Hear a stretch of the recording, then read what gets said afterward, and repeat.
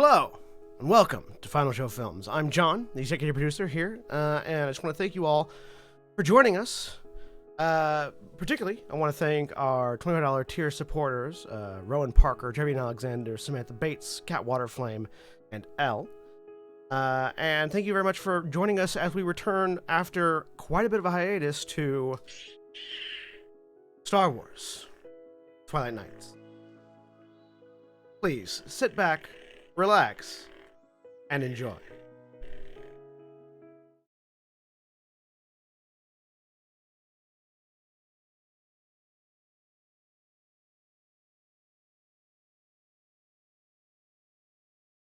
And we're live! Hello everybody and welcome back to Star Wars Twilight Nights Season 2. AKA the part where John plays with props. I'm John. I'm your game master for the evening. Joining me today is... Let's find out. Have you forgotten who we are? He does it in a specific order. Jack. Hey everybody, I'm Jack. I'm playing Josh Ulan, the Chiss Guardian, specializing in Sword Defender and Protector, who is down an arm and not full of walnuts. And go ahead and roll us some Destiny.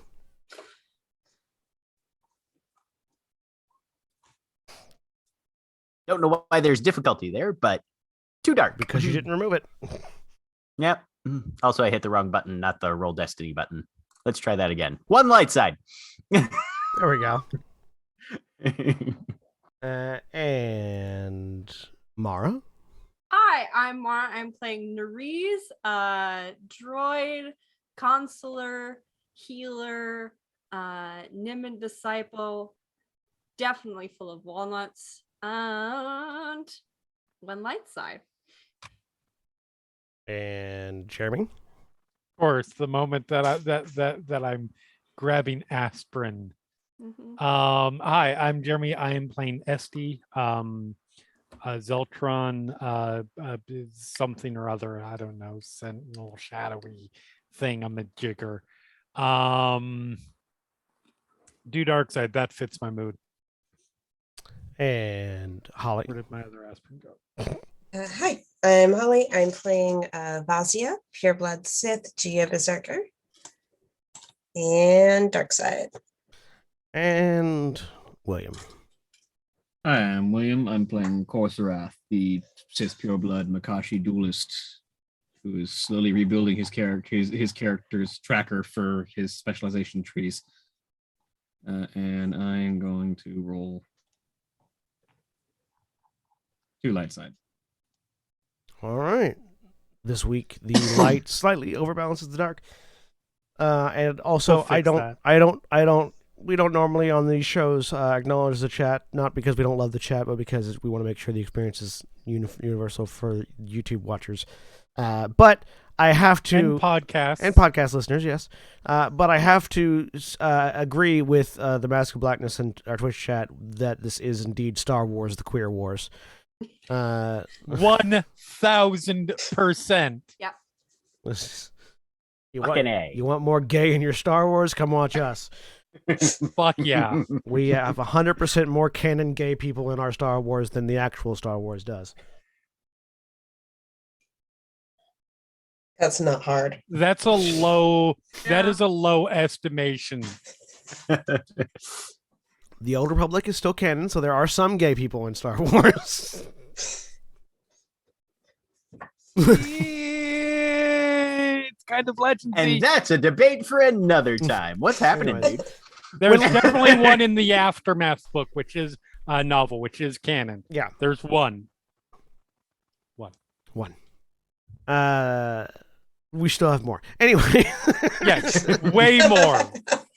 We're like 300%. Yeah. 3,000%. Mostly gay. Anyways, when last we left off, speaking of mostly gay, the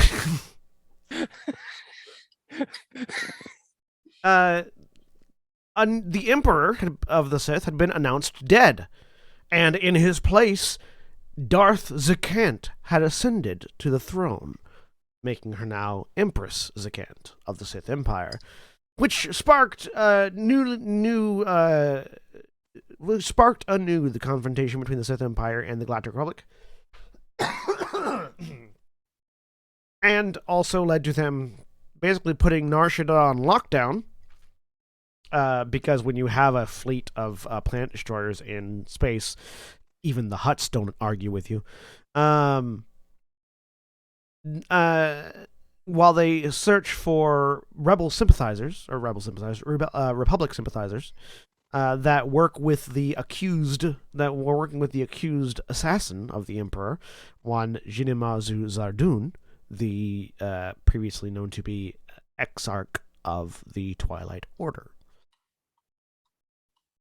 The Twilight Knights took that as well as they always take news, and immediately got into a fight with some Jedi hunters. Jash got his arm almost completely torn off, and they blew away an alleyway and ran into the sewers.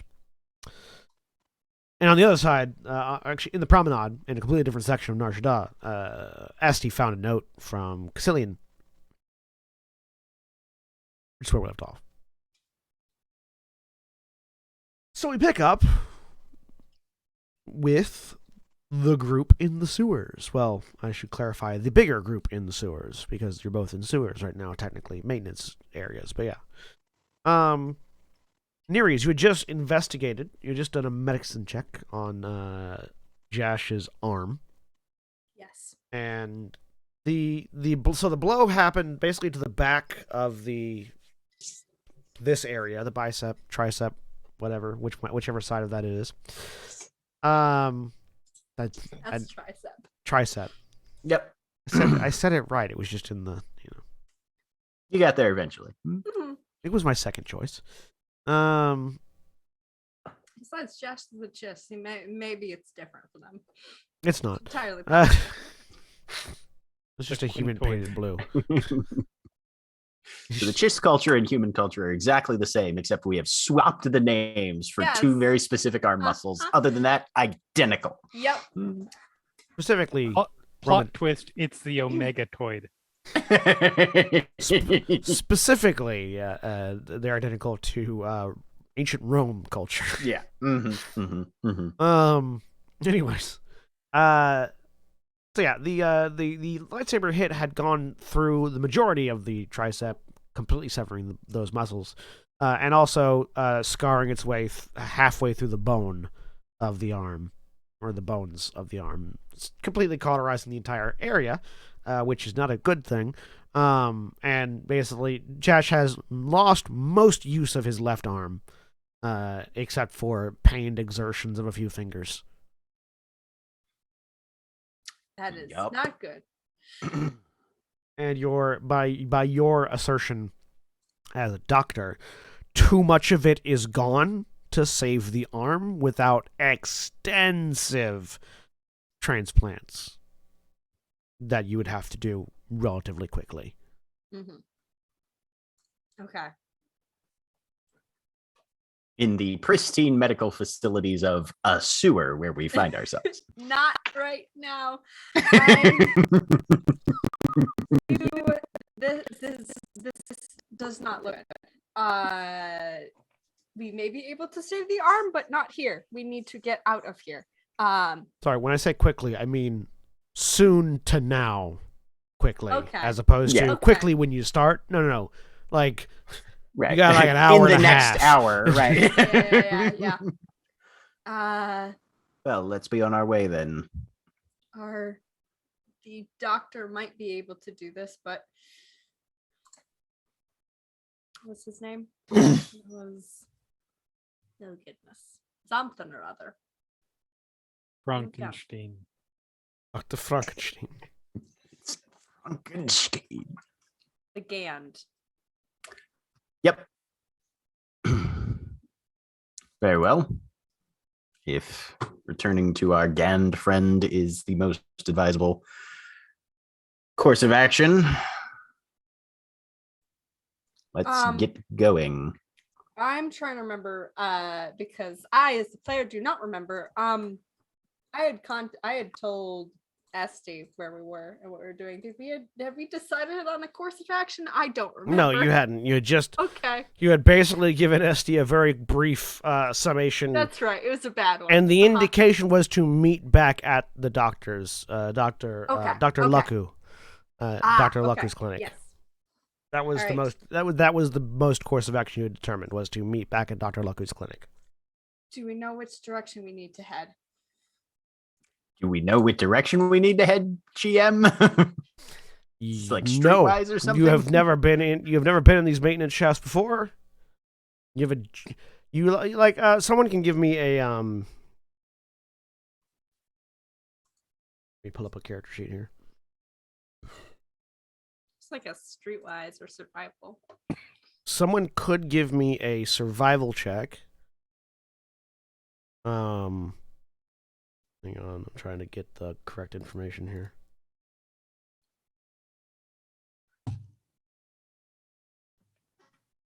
Someone could give me a survival check, difficulty 4, with a setback die.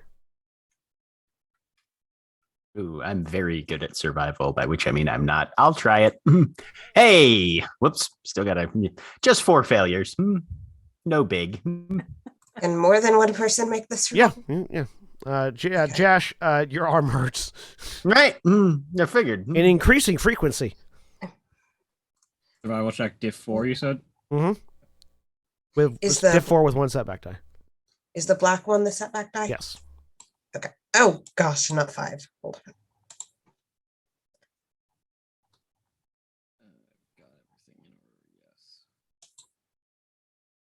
Nope. Nope. Well, none of us know where to go. But again, the issue is that you are in unfamiliar maintenance tunnels in an unfamiliar district. Like, you have an idea of a direction, but with maintenance tunnels, there's no guarantee that like if you were to walk in like the direction as the bird flies right now, there's a wall. Avazia, you didn't have a dice pool in that. It was just your operation pool. Yeah, once you set that, you then roll the skill. Yeah, go down, hit Well- your skills tab, and then go down to survival. It's been a day, okay? It's been a day. There. Fair. That still didn't do anything. But So, yeah. you got an advantage. Like you all have Sure. a general idea of the direction of the taxi cabs. But again, if you turn in that direction, it's a wall. So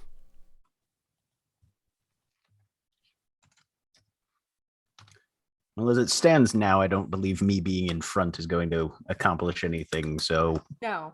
Unless you want to lose I'll- the other arm. prefer not. Thank you. You're welcome.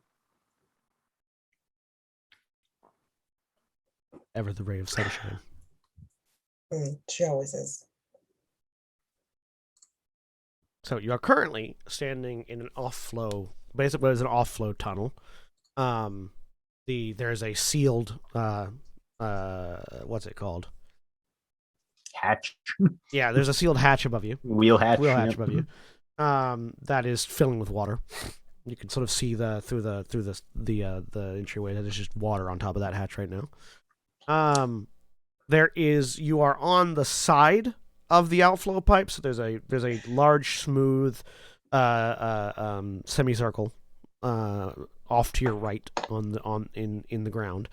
The ladder, there is path beyond the ladder that some of you climbed down, but you see that it leads directly into what is a closed like bulkhead door. That's actually closed to seal off the outflow pipe as a whole right now. And then the other direction, there is a downward slope that eventually curves off to the left while the outflow pipe splits into 2. Josh will just follow wherever Corserath and Avazia decide to go. We don't know where we're going either. Sorry, give me that layout again one more time. Right. So you are currently here. Let me do a thing. You have a map.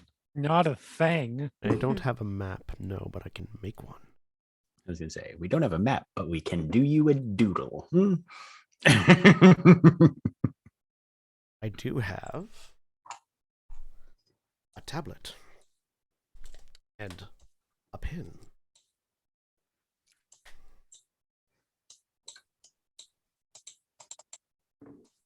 But to describe it while I get this working, you are in a downward flowing outflow pipe.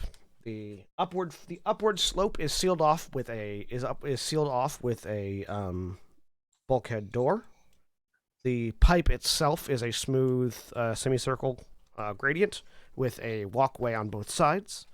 The walkway you are currently on follows the outflow pipe down and to the left, at a point where it splits the outflow pipe going to the right and left. Okay. And then splits follows the outflow pipe. Okay. Yeah. So we're coming up basically at a drainage T-junction, more or Yeah. less. Mm-hmm. And then knocking on the wall, is it solid metal on the other side, or does it seem like this outflow pipe might be sitting in open air? Ding, ding. Fairly solid, from what you can tell. Okay.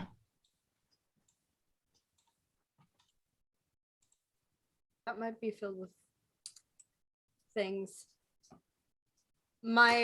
And just thinking city planning wise, we're like in the central area, right? The Sith thing. And if I'm remembering correctly, the doctor was not in the like inner area. The doctor wasn't even in this district. No. Right. We're in So Shadowtown. it makes sense to me to go follow the easiest path and go down the outflow pipe. Not to foist off our troubles onto someone else, but this might be one of those things where we follow the outflow pipe until we're at least outdoors. And you being able to get in contact with SD, we rely on our operative to steal a conveyance and meet us. Or maybe just Awesome. hire one. Would be able to navigate much easier up above, but Yes, we could I run think into it's. I things. think at this point we need to keep moving before those saber droids decide to start cutting their way through the debris I left behind. Uh-huh. Yes. So you Oh, are... speaking Well, of, I'm gonna suppress again because I stopped doing that and that was a mistake. So you are there where that red dot is, or red line is. Okay. The They're so small. yeah, it's a very big outflow pipe. That is the bulkhead. This pathway continues on that way. There's no immediate like indication of a way to get down into the pipe except for just sliding down. It's theoretical. It is possible to cross the pipe if you wanted to go in a different direction, but at the moment there's sort of a single direction you can go. Josh is going to vote. We go this way. Yeah, let's just follow the outflow. Right. All right. So you Keeping an follow. eye on Josh. All right, you follow the outflow. Are you doing anything to contact SD or Nerees?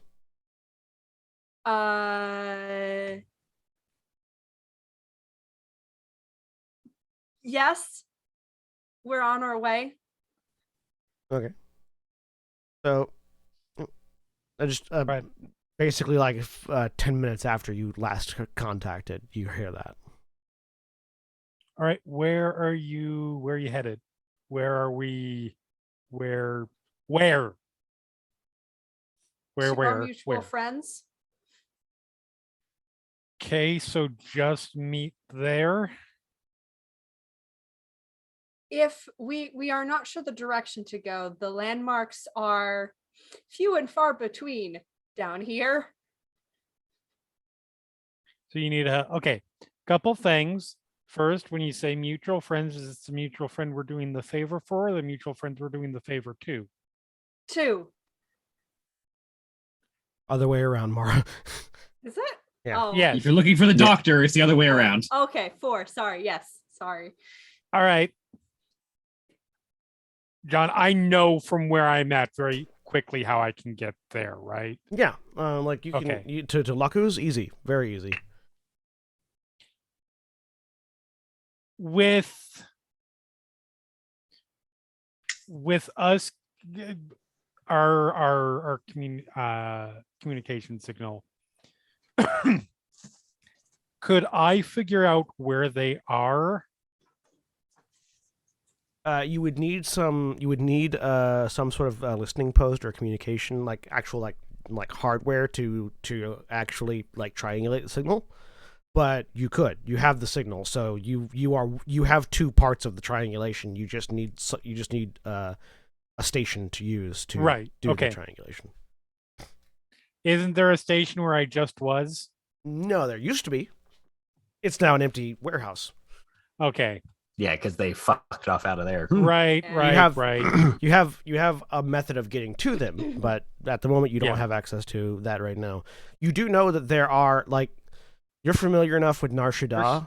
There should be just like public terminals, right? You could use a public terminal. You could also try to muscle your way in, or stealth your way into like a Gamorrean security room, which will also have the technology you need. You just have to get into it.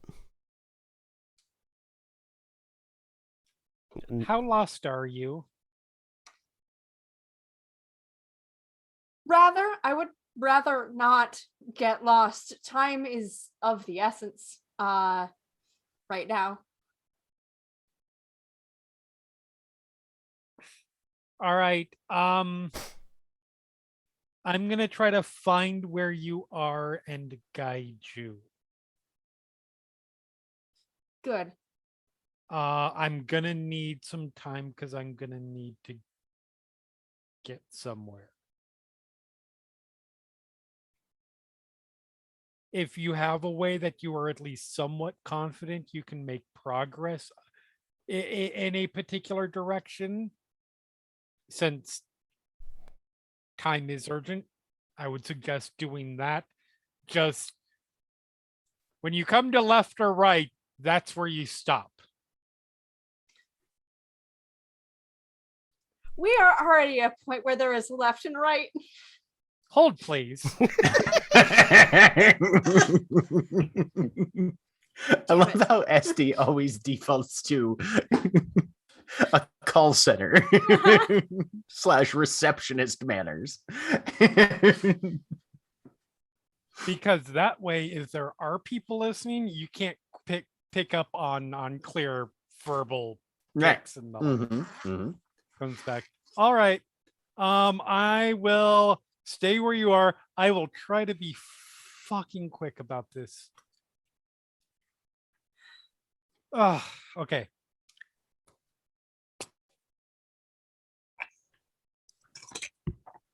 So which way? So what option are you taking? Because you have three options right now, basically.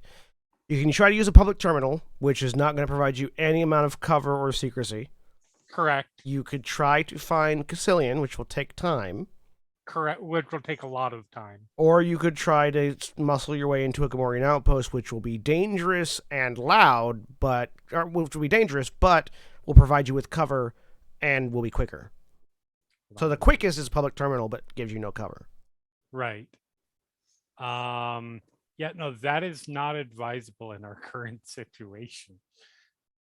Due to recent events of certain individuals arriving on planet and in orbit.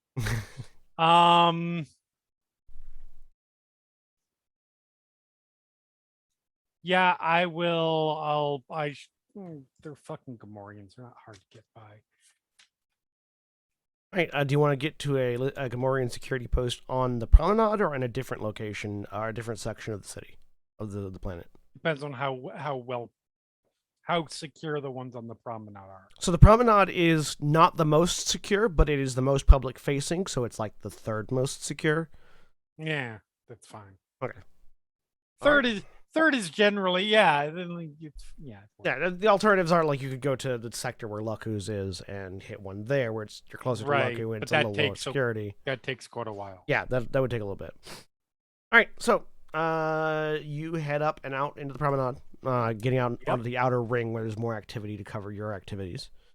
I feel like in terms of security, it goes actual Hut's houses, Hut's accountants, general public. That's the order that they care about things in. Yeah. And the promenade is where the Huts and the Huts accountants meet with the Huts marks. Right. So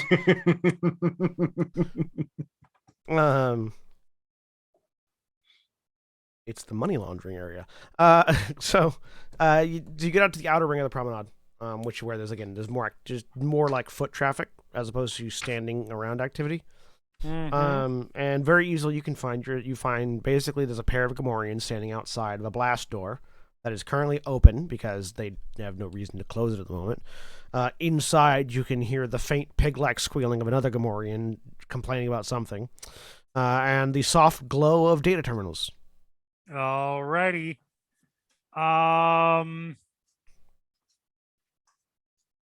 So, based on sound and sight, it sounds like there's 3, maybe 4 Gamorreans. Right. One inside I can take out without a problem. I just have to fool the 2 outside, which is doable.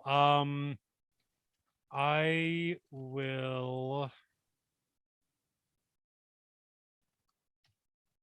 I'm assuming that they're not standing in a way that I can just like slip behind them into the door. No, they're they're like leaning against the wall, facing each other, chatting. You'd have to slip between them. A living target, blah blah blah blah blah. May not activate. Ooh. I need to look at misdirect really quick. Mm-hmm.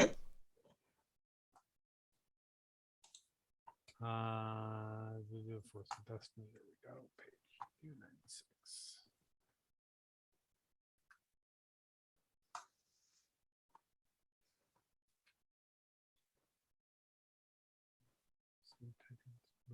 Target does not perceive one object or being in silhouette.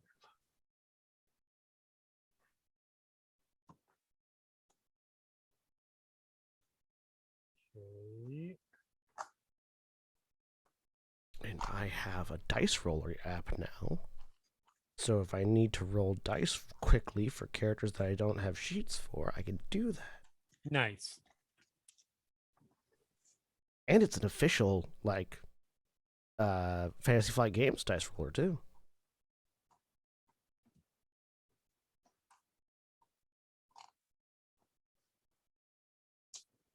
All righty. I am going to.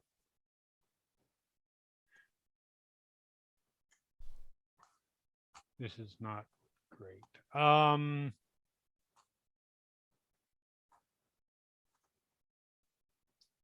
I will.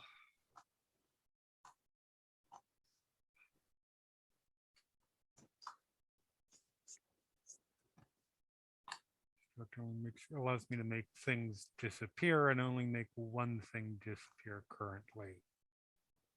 Or disappear to one person currently because I did not. I don't see anything that says okay, there's for the there's for the additional targets is like way down the chain.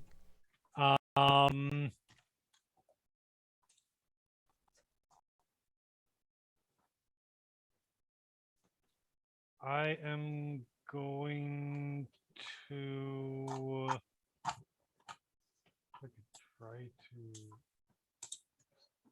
I'm gonna do a quick walk around this building, see if there is another way in. Okay. Go ahead and give me a vigilance check. Difficulty 2. Oh, good. I'm.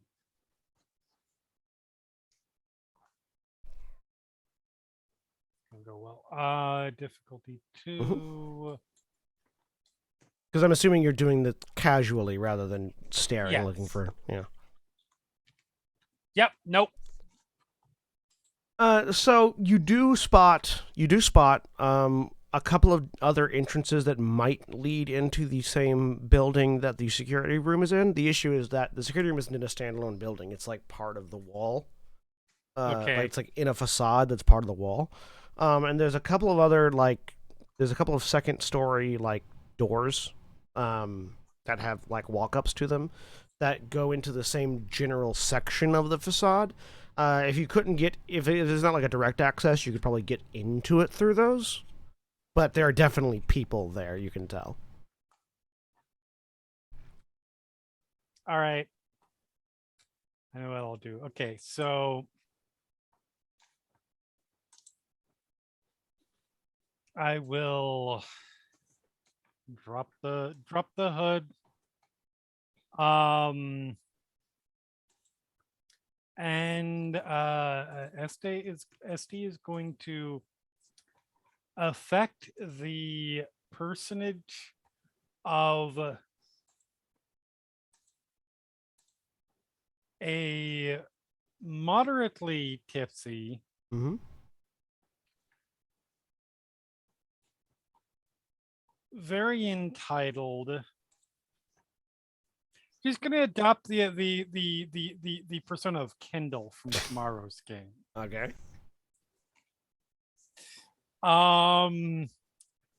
And walk up and just walk right up to them.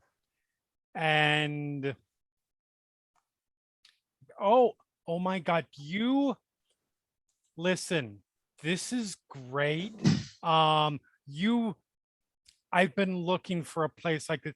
My communicator broke, or it didn't break. It needs to charge. You've got.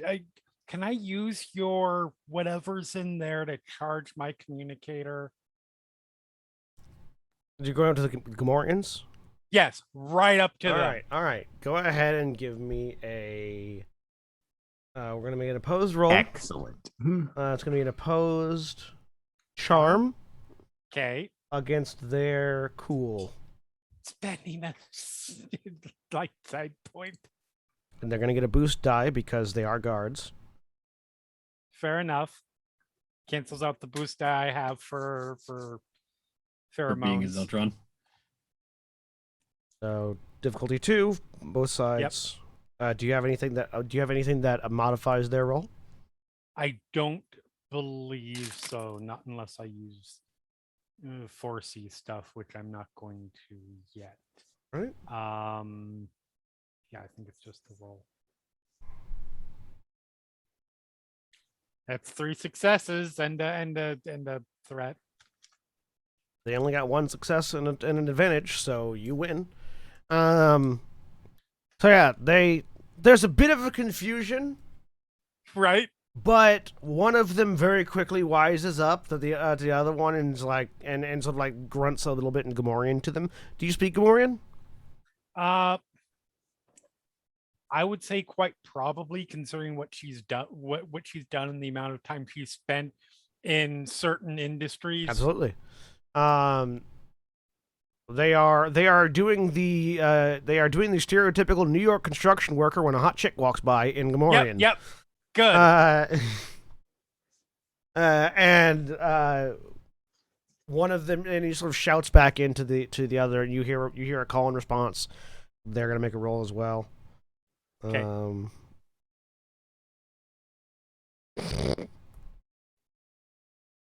Solid Gamorrean. Well done, sir. Thank you. They wave you through. All right. Yes. There are 4 Gamorrean. As you walk in, you see 2 more Gamorreans inside.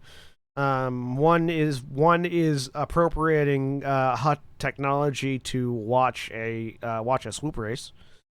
And I'm glad those were the next words to come out of your mouth, because I was concerned what Gamorreans might be appropriating hot technology to watch. yeah, very clear. There's like this is a security monitor room. There's like camera monitors and things everywhere. And they have half of the camera monitors are currently watching a swoop race. Okay. So I just sort of slightly stumble in. One of them Look around. Yep. One of them looks over towards you and sort of like in Gamorrean directs you towards a charging outlet. Thank you. I will walk over, plug my communicator that is probably doesn't need to be charged in.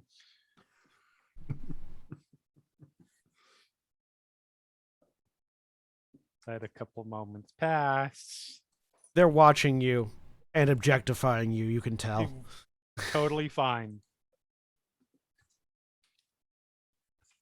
Listen, while it's charging, would you mind? I know it's probably it's your communicator or communication device. But would you mind if I use that to make a call? I've got someone I need to get a hold of for I tell you what, and I will pull out like 1,000 credits. This'll cover the cost, right? Make a charm roll with an upgrade. Okay. They're going to make a cool roll with a downgrade.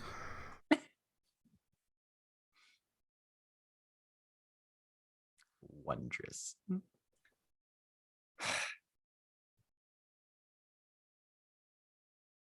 An advantage and a triumph, but no success. I mean, that beats their failure and despair, so... Amazing.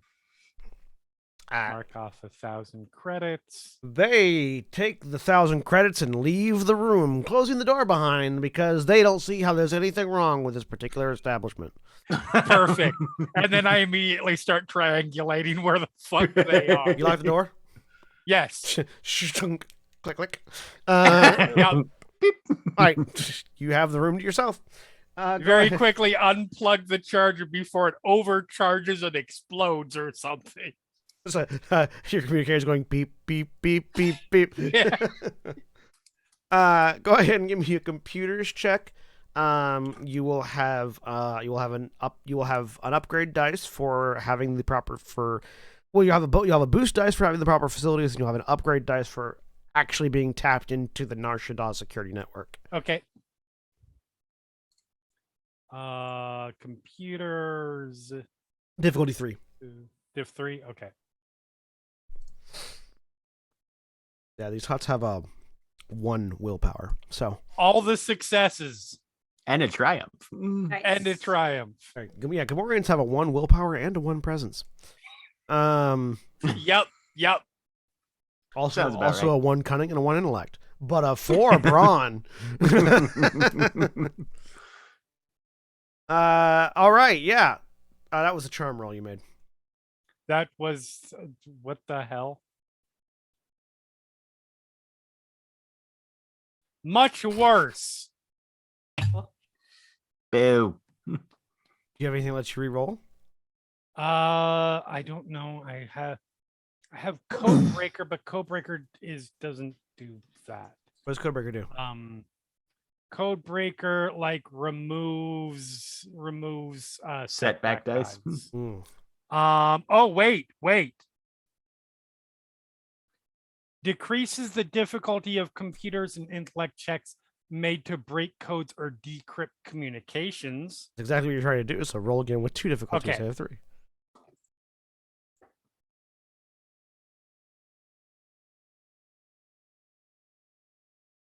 There you go. Nice. Pretty much what I got before, minus the triumph. Yep. Which is fair because you're also minus a boost die and minus a yellow die. Yeah. So yeah, you are able to very rapidly get a beat on their location, and because you're actually tied into the security network, you don't have access to maintenance maps, mostly because the security department doesn't give a fuck about maintenance maps. But you do have a general idea of where they are in the city. From that, if you had access to any sort of a infrastructure map, you would be able to like GPS them with this information. Okay.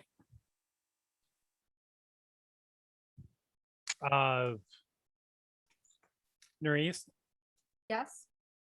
I'm sending you some data. It's not going to be incredibly useful unless you have maps. I will see if I can get a hold of one, but I know where you are. All right. I can't stay where I'm at, so I can't just guide you through. Right. I can tell you, you are currently X meters and direction from where I am now, which is a security station on the promenade, or a security room on the promenade, if that is helpful. I will try to find some maintenance maps to see. I will have to go elsewhere for that to see if I can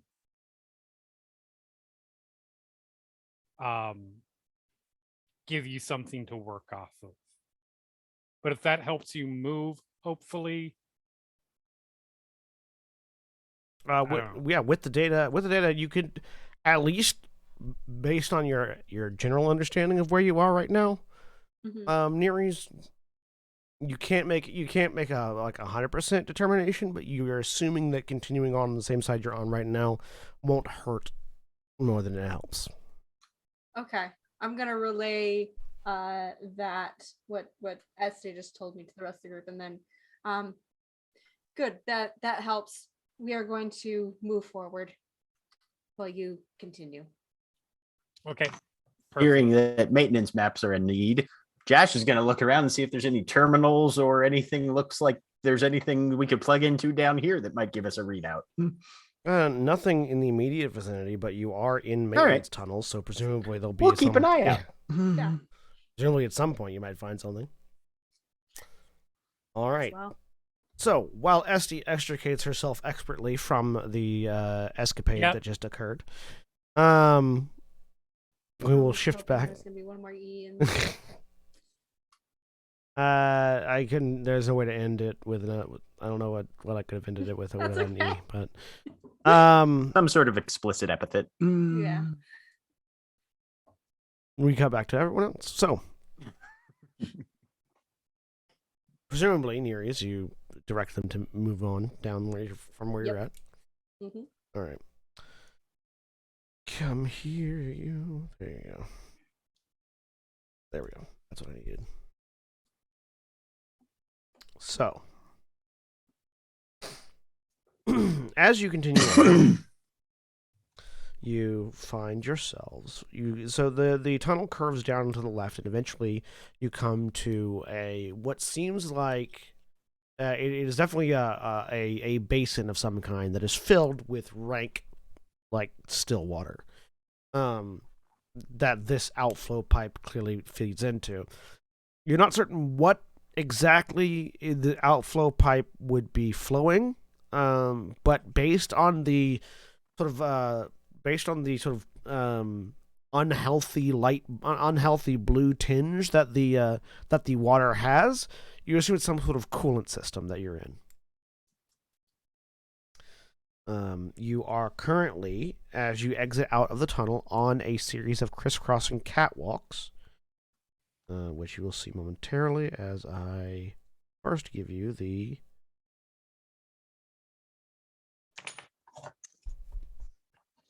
outflow basin.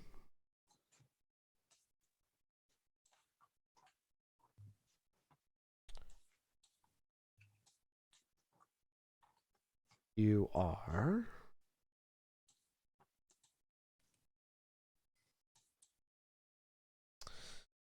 there are a you are currently on what are a series of crisscrossing catwalks over this coolant tub.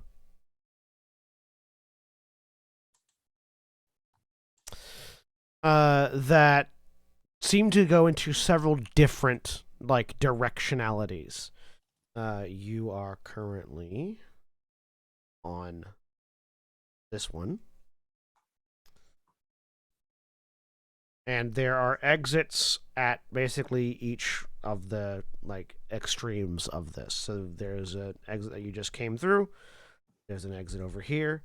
There's an exit over here and over here and over here and over here. Got it.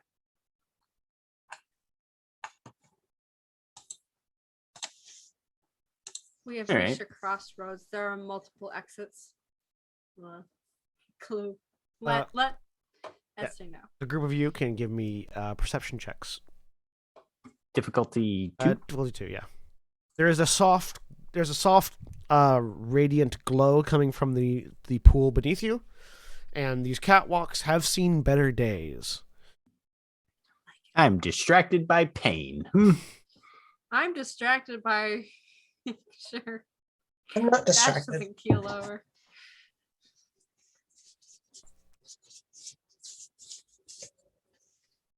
Watching at home.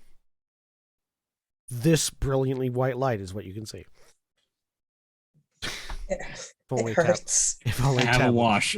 if only tablets could show up better on cameras. So Avasia, you see telltale signs. You don't speak Huttese, do you? No, Yeah. she does not. So you see, there's a number of like signage in this area that it's all in Huttese. So you're not able to parse much of it. But you can tell that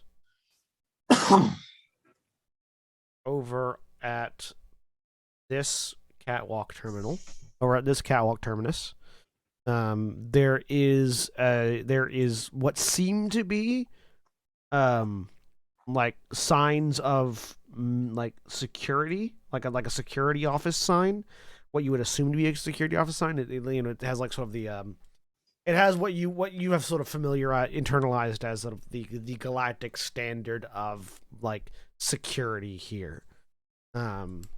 Signage. You can't read what it says because it's in Huttese, but you can. It draws your attention more than anything else.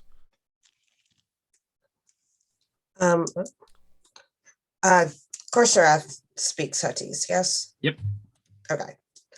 She will point that out. Looks like Look. some form of security office. We'll look and read the signage. It's a little bit hard to see. It's a little bit hard to make out from this distance. Your eyes aren't as good as Avasia's are. But looking at it, it looks like it is a maintenance security term. Like there's a maintenance security depot in that direction. That might be worth investigating. Corsarath says as he starts to make his way across to it. As you start walking on the catwalk, like after a few steps, it wiggles a little bit uncomfortably. Be careful. And looking He around, like says. it definitely looks like these catwalks haven't been maintained in quite a while.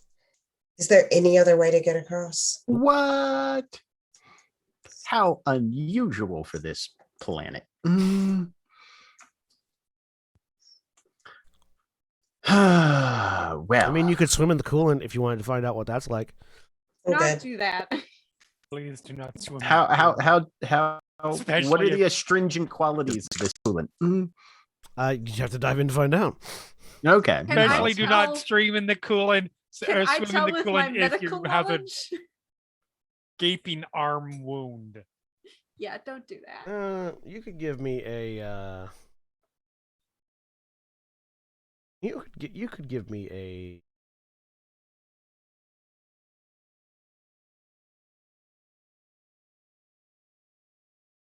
Either a survival difficulty 2 or a survival difficulty 2 knowledge core worlds. This is actually sorry, knowledge outer rim. Or medicine. So knowledge outer rim difficulty 2, survival difficulty 2, or medicine difficulty 4. Okay. Because you're trying to like sort of medically analyze something from a distance. Can Jash make the outer rim one? Yeah, if you want. 3 successes. All right. I'm gonna argue that if like, because part of medical training is like common things that you might run into, and I feel like with engines and working on starships and stuff, I might have at least, even if I don't know exactly what this coolant is, I might have a general idea of what coolant would do to someone, like the general coolants in use. Oh yeah. So yeah, if you're just trying to get an idea of general coolant, not this specific one, Yes. difficulty 2. Yeah. Okay. I thought you were trying like this particular coolant. No. All right. I don't think I get my thing, so let's just knock those off quick. And Out of on a limb and Hey. say bad things. So that's generally speaking, starship coolant is very different from the kind of coolant you might see on a terrestrial world, mainly Okay. because it has to absorb heat in a situation that doesn't afford any extra heat expenditure. Like it has to be 100% heat absorptive in order for it to be effective, which means that mostly coolant systems on starships are physical, not liquid. The ones that are liquid tend to use some sort of coolant that maintains its liquid consistency at sub-zero, like sub-freezing temperatures. Which means that generally speaking, they aren't healthy to drink, but getting them on you doesn't always cause injury or cause immediate death for starship coolant, for like properly utilized starship coolant in those starships that use liquid coolant.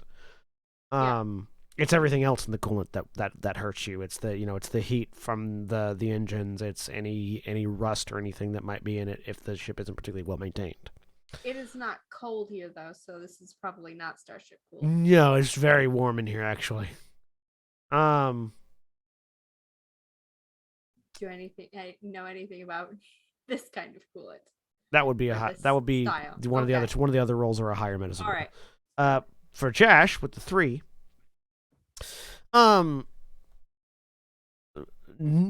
Huts particularly are fans of the concept of lowest bidder, particularly in their infrastructure. They always hire the lowest bidder in their infrastructure. In the in the outer rim, particularly, coolant just has to get that heat away. It doesn't really matter what else it does. Whatever is the cheapest, most efficient way of absorbing heat and siphoning it away. Which means that one of the most popular coolant uses in outer rim infrastructure and in outer rim ships is a particular kind of coolant that maintains a remarkably low temperature without any external influence. However, it's from a planet that is highly radioactive, because as the temperature of the liquid heats up, it becomes increasingly radioactive, emitting ionizing radiation. Awesome. Which has a if it's well contained within the coolant system of a ship, poses no real threat. It's when it leaks that it has a problem. And of course, when you fall into it. Right. At this distance, you're probably not going to get cancer. Okay. But if you fell into it, you would probably die before you got cancer. Okay. So there's that. Right. Just die from the radiation piercing your brain, Exactly. Or the heat, because this stuff is glowing, and you know how hot it has to get before it starts emitting visible light. Mm-hmm. Yep. That kind of tracks. How long is the distance across this catwalk? like in range bands. You are currently at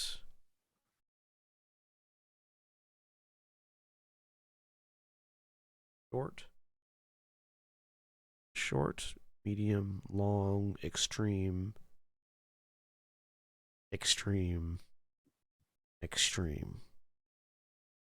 So you are 3 steps past. You're 2 steps past extreme to the exit that you're looking for. That's a really fucking long way. Okay. So each unit of movement moves you 1 range band closer. Generally not a good idea to get into strange liquids. And starship coolant, at least, is not a forgiving medium to go wading through, especially when one is injured.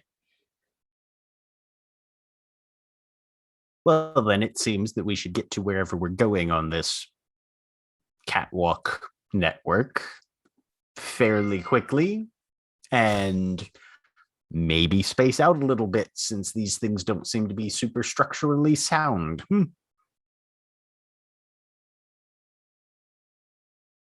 I am made So- of metal and rather heavy. I should go last. And if worse comes to worse, I may be able to wade through that. So this is a question for the game master. Mhm. In just about every Star Wars media, force jumps don't have a lot of landing force. No, yeah, because it reduces the amount of force that you hit the ground with, because otherwise you'd break your legs. It's both a boost and a cushion.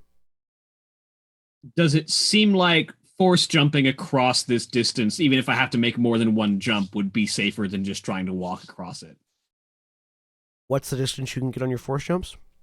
I can spend force points to jump horizontally to any location in short range. So I can cover a range band with one jump rather than walking across the distance. You could jump to the exit in 4 jumps. Do I think that would be less pressure on the catwalk than walking across it? It's less about the pressure and more about the instant force. Because yes, it does reduce the amount of force to the landing of a regular jump, which is still the force of the landing of a regular jump. So you're not certain. You would be able to get across without it falling behind you, or you would be able to get across without falling in. You've no idea if it would stay standing behind you though. Mm-hmm.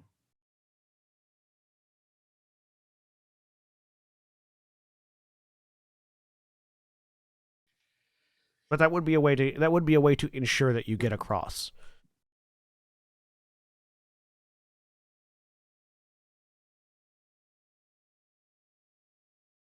What do we think the odds are that there might be something in the security office that would be useful for crossing? Maps. It's a maintenance office, so maintenance ladders. They will have maps. Maps. As she said that maps are what she needs to be able to try to give us Guide us out. clear. Mhm. Yes. All right. Well, which one of us is the lightest weight? I can attempt to leap the distance in several jumps, but less than walking across. We can also possibly, I have been practicing with move, make you much lighter and basically help you walk across. What's the range on that? Good question. Hang on, let me look at it. It's,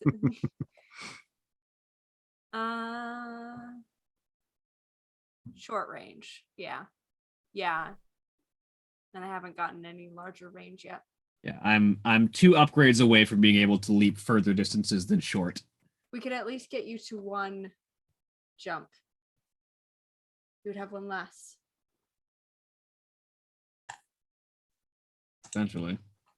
I don't remember if you said, but how far down is the pool itself? If I walked underneath the bridge, could I still reach him with move? It me? would be the pool. The top of the pool would be at a medium distance to you. Shoot. Okay, never mind. You can't tell how deep the pool goes. Yeah. Okay. Never mind. At least get you 1. I think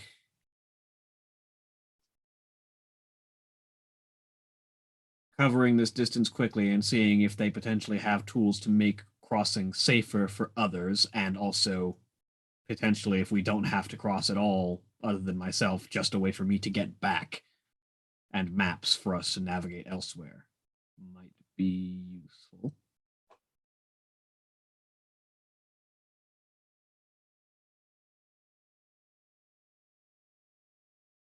But what if there's something in the office? Then I will kill it. What if there are multiple things? Then I will kill them if they oppose me. Sensing a theme. Shall we experiment?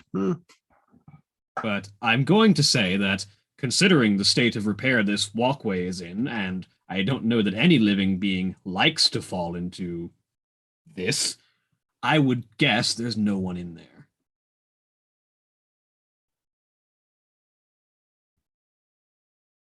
start rummaging around inside my bag of holding and pull out I have an aquatic rebreather. I'm gonna hang that to Corserath. Just in case you fall in. If I fall in, I don't think my breathing is going to be my biggest problem. No. No, but it is one less problem then. I like how And I do Avazia not said no, actually need like, this. I'm going to be your biggest problem. He I will cannot take it actually- and put it on just in case. Yeah. But It's just a little. It's a little stick that you put in your mouth. yeah. Mhm. And Right. does anyone have a better plan or any objections? I have many objections, but I do not have a better plan. I will leap the distance in Alright. several leaps. So. Go Like, ahead. I roll 2 force die. I can't not do this. I might have to spend a couple of destiny points if I roll all dark side. You on don't, any of you them. don't have to roll for this. It's not a combat situation. Well, you don't have to roll that at least. I am going to have you roll coordination. See if the walkway collapses behind me. Coordination difficulty 3 to see if you can land perfectly each time, so the walkway doesn't collapse behind you. Coordination difficulty 3. That'd be great. Be 4 jumps, so 4 rolls. Sure. This is not going to go great. I'm pretty certain this walkway's not going to be standing after I'm gone. Oh, you never know. And you can also, if you have anything to modify the rolls, you can do that now. Do I have anything that modifies coordination? I don't think I do. Destiny points. I mean, can I apply enhance to both of these? Like, can I apply enhance to my coordination? I don't know if enhance affects coordination. It depends on what ranks in it you have. I think I just have the jump rank, which would be no. Like, yeah, enhance can affect coordination, but you have to have a specific amount of points in it. No.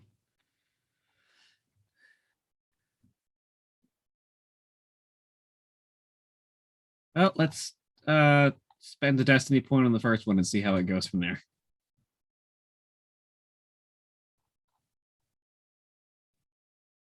All right.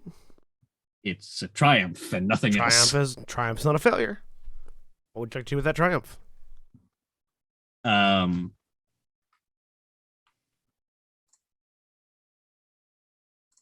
I would like to avoid having to make more coordination check, but I'm not certain how that would play in. I'll say you can make the next one more structurally stable, so you don't have to make a second one. Mhm. So the first two, you land, leap. So now you're on your third jump. So go ahead and make a roll. Anyone mind if I spend another destiny point on this to keep this walkway standing? Go for it.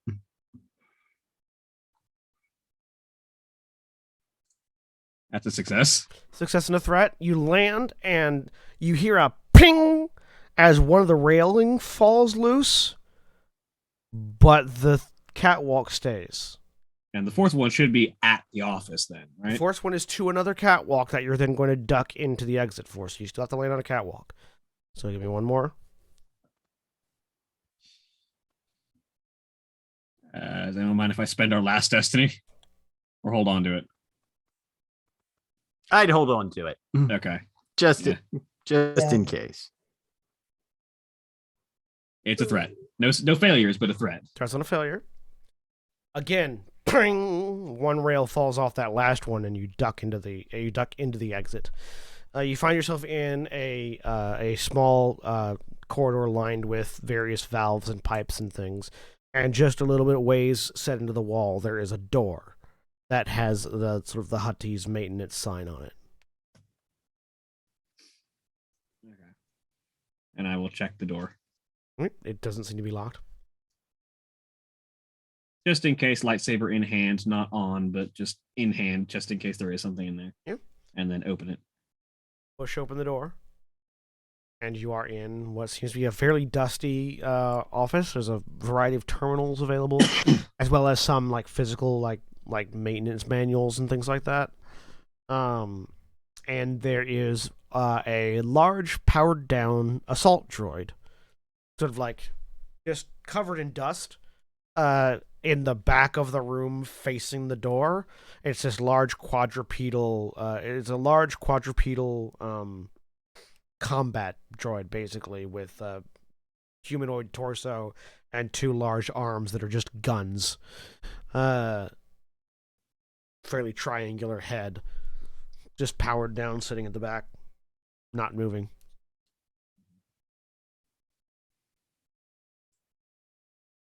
Does it react to the door opening at all? Nope. Powered down, and it doesn't seem to have a charging station anywhere nearby. I mean, it's on a charging station, but it's powered down. Does the charging station seem to be active? Can't tell.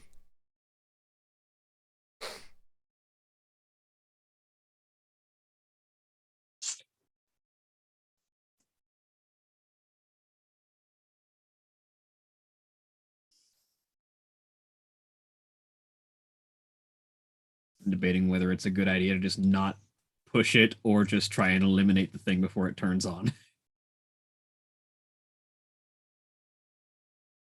You?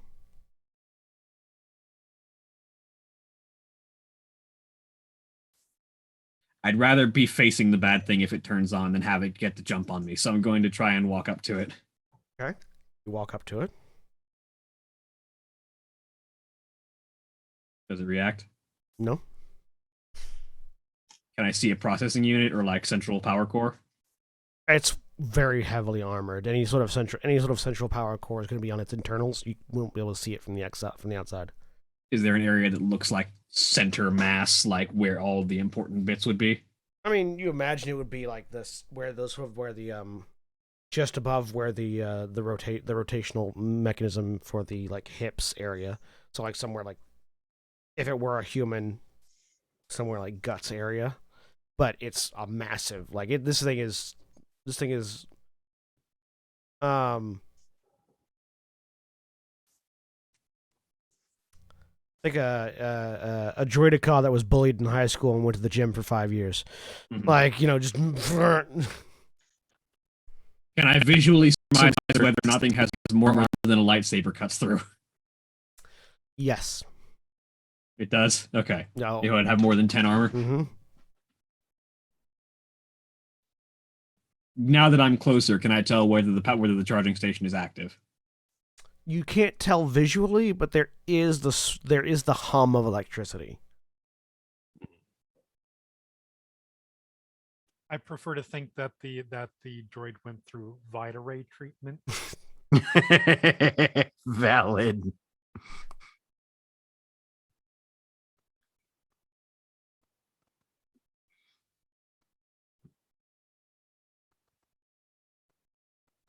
Yeah, it's, at the moment, not doing anything. But you can tell there does seem to be some sort of power flow through the charging unit. Mm-hmm.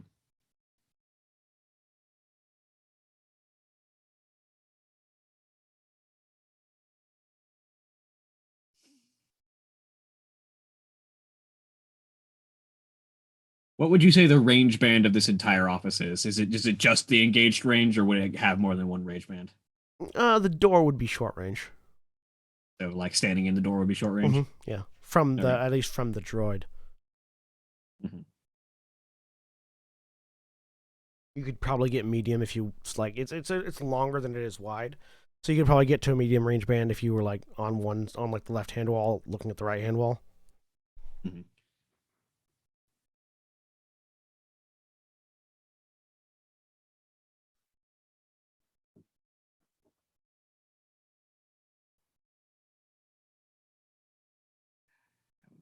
Hmm. If this thing turns on, I would want to be in its face and not giving it the opportunity. May not turn on. It is an ancient security droid. Where would you say the distance from the nearest terminal and such would be from the droid? Still engaged? Yeah, it would still be engaged. Cool. Yeah, it's like right. I will the keep an terminal's eye like, on the. Like if you think here, I will clear this and give you an idea.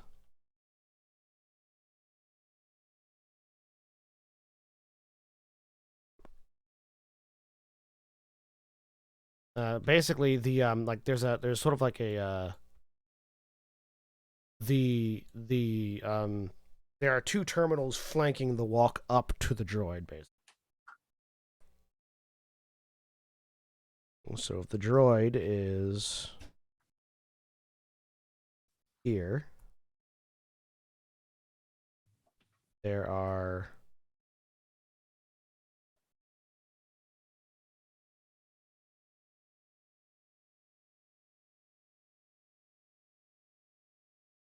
terminals and equipment lockers on the wall in the right and left hand corners.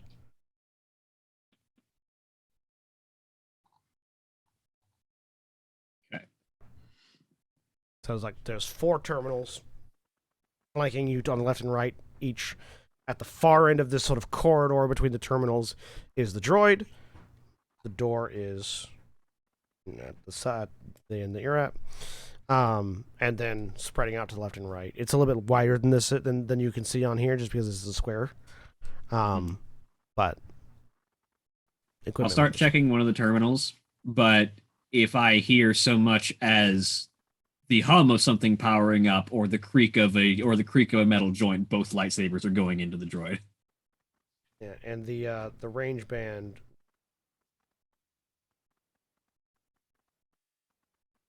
that would be engaged.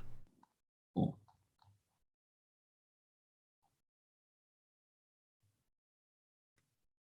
All right, so you're going to we'll say that one. So go ahead and you go over, you power on the terminal. It takes a minute. It's old. You can sort of feel the vibrations as the terminal powers on, and some dust shakes off of it. And you have a security terminal here, a maintenance security terminal here. See if I can download a local area map. Yeah, you're able to get the maintenance maps very easily. You're able to get the maintenance maps for the Shadowtown area. Cool. Download that maintenance map. Mm-hmm. And then shut the terminal down immediately. No reaction from the droid. Nope. Are there any tools in this area that look like they'd be useful in either stabilizing the bridge or ignoring it entirely? So you go over to the equipment shed, one of the equipment shacks, and look inside. There's a variety of maintenance equipment in here. Lots of handheld manual tools. There is also a pair, two in each equipment locker, of wall grinders, which are basically in I think it's in Legend of Zelda Twilight Princess, in the desert temple. You have that little spinny thing that you get on and sort of grind up rails all around the temple. Yeah. They're like small handheld versions of that basically slot on either around pipes or into specially designed grooves that will carry you around the wall, specifically designed to allow maintenance workers to get to harder to reach areas of the It's the BioShock Infinite thing. kind of, yeah. They're designed to let workers get to harder to reach places on the walls without having to cart in bulky equipment. I'll take those. All right, so you have four maintenance rail grinders. I will leave and shut the door behind me. Even shut the door behind you. I'll walk back out and see if I can see those maintenance rails around. Yeah, there are very clear grooves in the wall that you can ride along, and there are also you also can tell that they can adjust to go along pipes as well for areas where those grooves don't exist. I would like to take one of those grooves back. Yeah, to avoid even stepping on the catwalk. You sort of plug it into a groove. A extendable pole sort of drops down from it and puts out two foot rests. You put 1 foot on it and ride along the wall. You all watch as Corsarath, not very quickly but mostly safely, basically does a goes around the wall, stops at a door, goes up, over, down, around the wall, stops at a door, up, over, down, unless you decide to disengage, step off, and get on and re-engage again. But I will avoid interacting with the catwalk in any ways at all. Before he gets back to where you all are at. Found a couple Yeah. of useful things. That's convenient. Find a map. I found a map. I found these. I also found a deactivated battle droid with armor thicker than a lightsaber can cut through easily. Fascinating. Jas is like, I found a new arm. Droid arms and prosthetic arms in Star Wars, I believe, are fairly different things. I don't know. Tell that to General Also- Grievous. While the arm itself may have, I'm looking for a extreme replacement, not to make myself a full-on cyborg with just my internal organs stashed in little jars. strength, legit. Also, while the droid arm may have a lot of strength to it, that doesn't give strength to his shoulder to be able to hold this massive, Fucking super armored arm up. I just like the idea that he's like sort of dragging along behind him until he needs to shoot something and then onto a tripod. Automatic, like I'm 7 very- upgrades to difficulty on stealth rolls. I'm very good at crushing cans just with this one left hand. It's like Kurtosis it's armor, Barrett. right? It's Barrett's gun arm, like but like leveled up, Up a to 1,000. 11. But worse. It's Nereus, you asked a question about Kurtosis. If it was Kurtosis armor, because I know we've been looking for that. It's possible. I'm pretty certain it was just really fucking thick, though. It was really fucking thick, but it was covered in dust. You didn't really examine it close enough to tell if it was made of Kurtosis or not. Just like thickness alone, you were pretty certain it would take you a minute to get through it. I didn't examine it, but it was incredibly thick. And considering the properties of Kurtosis, you don't typically need to make it the size of a brick. Right. Well, regardless, we're not exactly in prime salvaging circumstances anyway, No. as he waves his lightsaber in his non-dominant hand. So let's just get out of here as quickly as possible, shall we? Right. I upload the I hand over my data pad that has the service maps to Nerys. Plug into that. SC, we have maps. I can send them to you. You're muted, Jeremy. Sweet, perfect. Send them along. I will transpose, and I will send you a route directly out of where you are. Good. I proceed to do that. All right. It doesn't take much once you've got the maps. SC, you've already got the information you needed. You- Yep. You sort I of, use my mad Photoshop skills. yeah. I hand out one of these wall grinders to everyone else. It does take you a few minutes. Like it's not hard. You don't have to make a roll, but it does take you a few minutes of just sort of coordinating. But you determine that basically they need to. There's a few different turns that they need to make, and that there are 2 different routes that they can take. They can very quickly get back to the surface level if they want, or they can follow the maintenance shafts all the way to a taxi pad. It'll take longer to get to it than it would to get to the surface, but it will be obviously safer. I mean, except for the inherent hazards of traveling through the maintenance corridors. But if they get up to the surface, they could get to the taxi quicker, but then they'd have to also dodge Jedi Hunters and Imperial Troopers. Yep. So you are all Relay. provided this information. Yes. Make Uh-huh. that decision. I feel like it would be ideal for us to remain underground and out of sight as far as possible. Probably was. Going again. You are able to hook into this grinder as well, Nereus, because it is designed to be usable by droids. So the four of you are able to get back over to the security post because both routes given do go past it. Do you want to inspect that droid any further? Now there are four of you there. Josh will No. Josh will recommend giving it a look at least. Okay. You go back Since in. we can get all four of us there safely. You take a look at With all four of them there, Corserath will let someone else examine the droid, and we'll just stand there with lightsabers off, but in combat position. As will Avazia. I'll examine it then.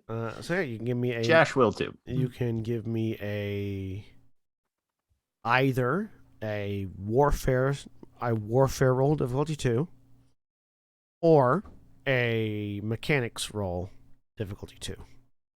I'm gonna do mechanics. It has a I'll do power warfare source. then. It's sitting on an active charge pad. Please don't disturb it.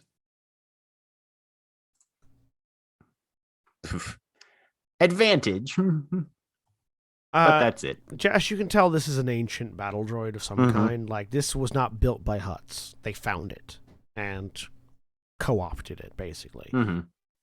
That's all you can really tell. Definitely a repo droid. Neres, the armor is Kurtosis.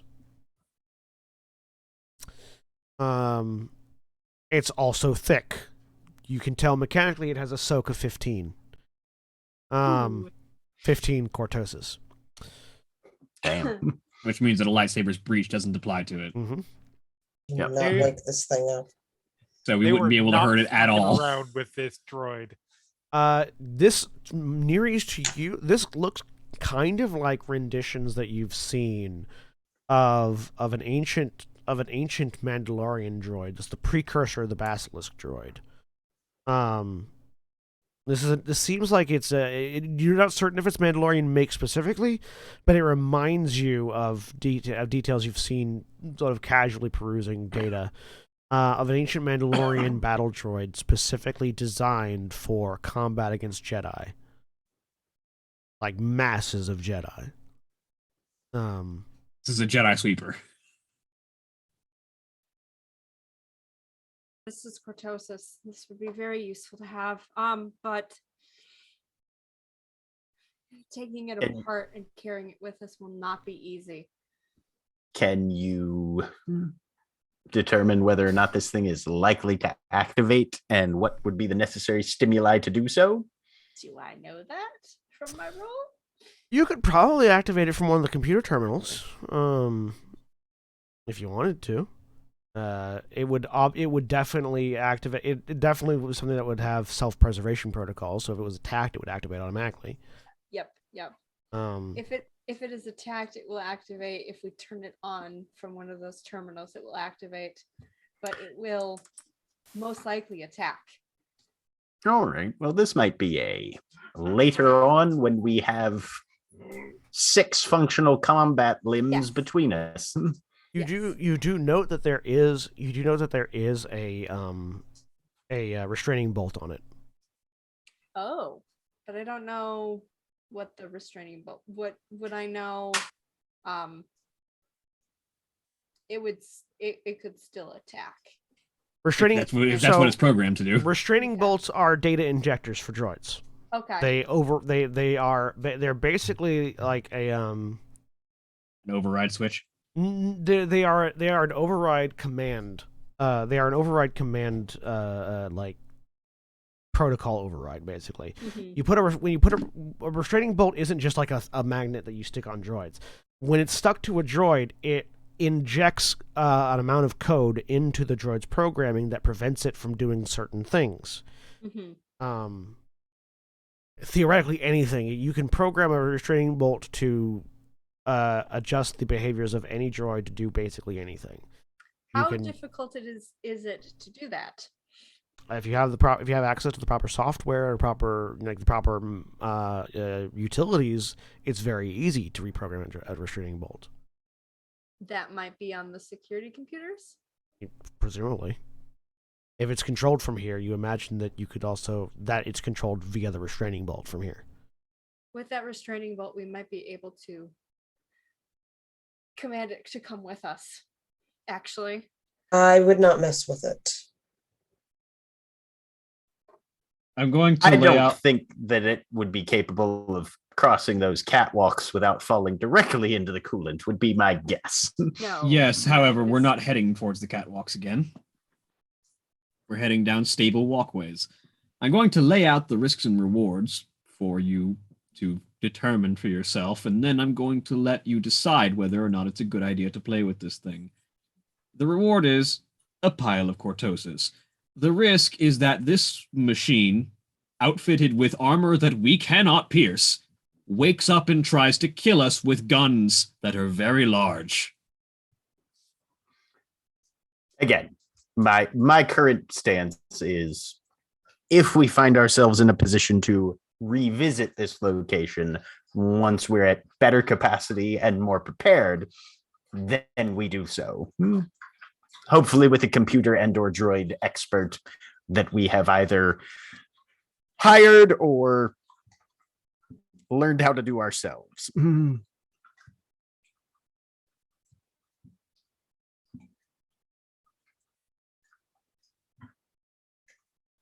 So let's keep moving, unless anybody has counterpoints. To clarify the pros, it's not just that you get a pile of Kurtosis, you get a pile of Kurtosis with a mean streak and programmed to kill. Mm-hmm.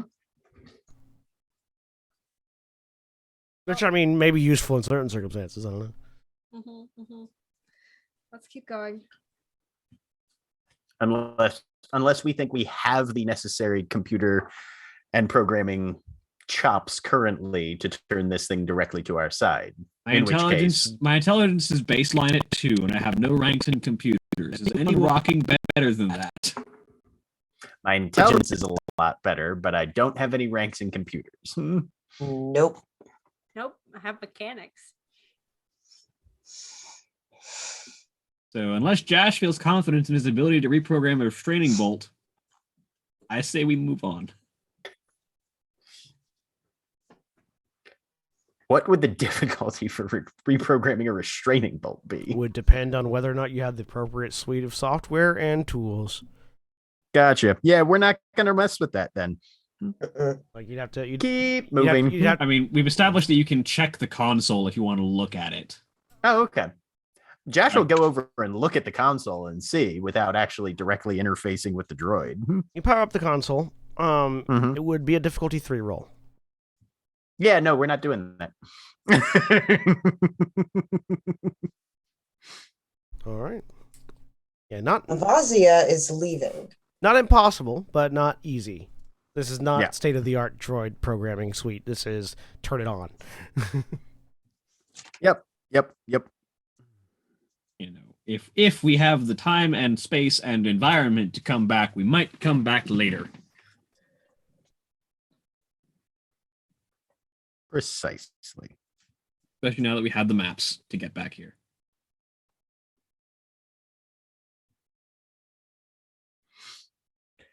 All Go. right. Continuing. That droid has a silhouette of 3. I believe it.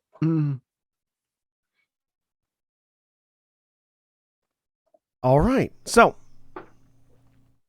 you continue on.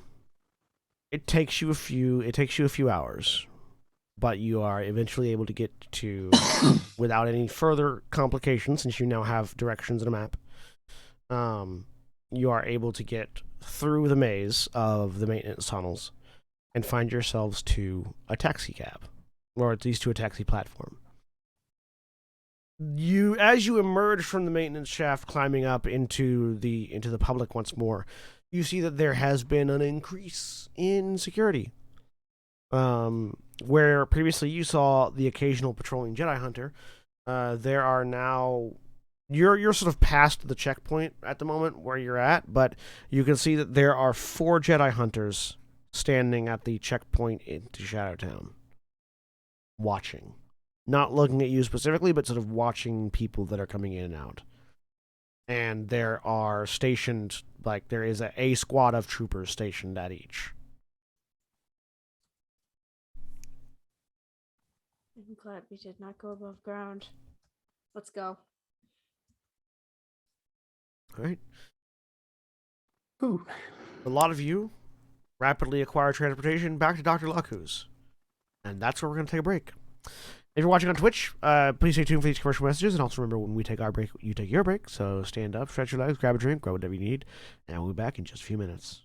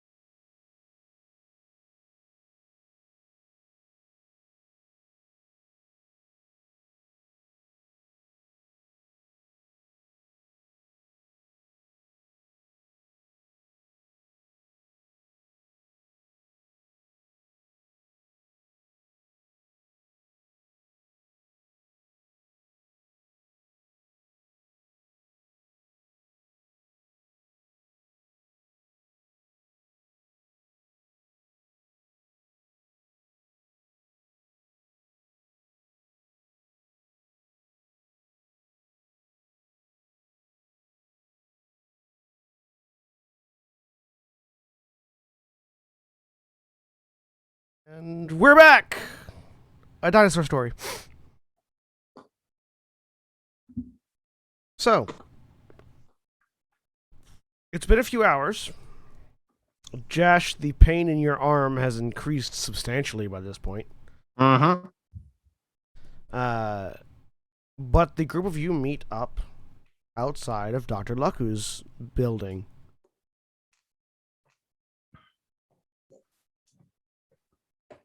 Yeah.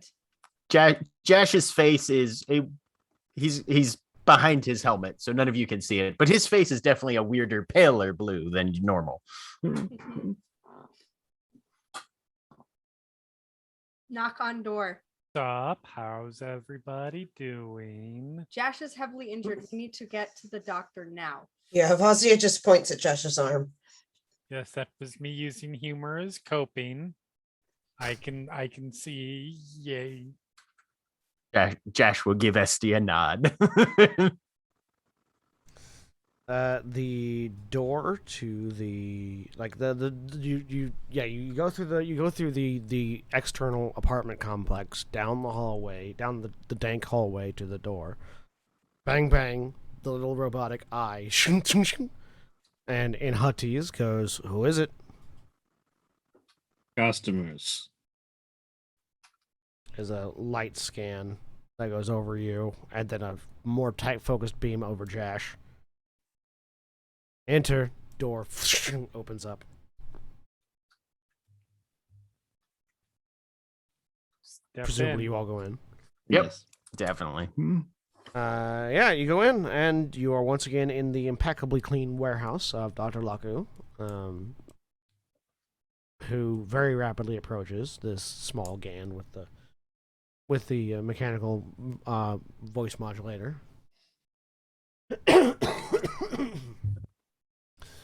Welcome back, and I see you managed to get yourself into trouble, he says, looking at Josh. Yes, well, the Sith Empire has decided that it's going to have a new empress and has made its presence known. Yeah, I We saw were the looking for your files. Did you find them? In the process. We are narrowing down. However, imminent problems made themselves known. Looks at Josh, sort of takes a bit of an intake through the. You sort of hear the air filtration system spinning. Yeah, well, we're not going to do a credit check now. Come on. And he sort of drags you back towards the surgery chair. Good answer. Yeah, he's Josh will let himself be led and seated. he he's an intelligent GAN. He knows that he's not going to get the thing he needs if he lets this one die. And cutting off an arm and making sure everything is nice and clean afterwards is cheaper than getting rid of a body. So yeah, Josh, you lay down in the bed, and a face shield comes down. Your helmet is removed, and a face shield comes down, and you pass the fuck out. Yep. I'm by his side at this point. And Dr. Laku begins a very rapid.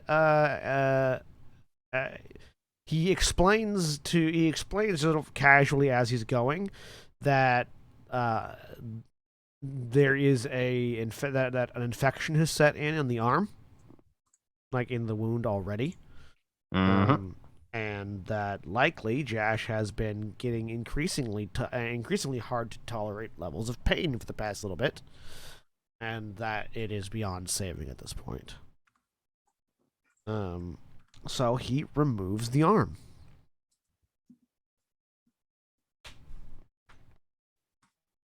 It's fair. At the wound or further up? At the a little bit above the wound. So a little bit above where the damaged bone is.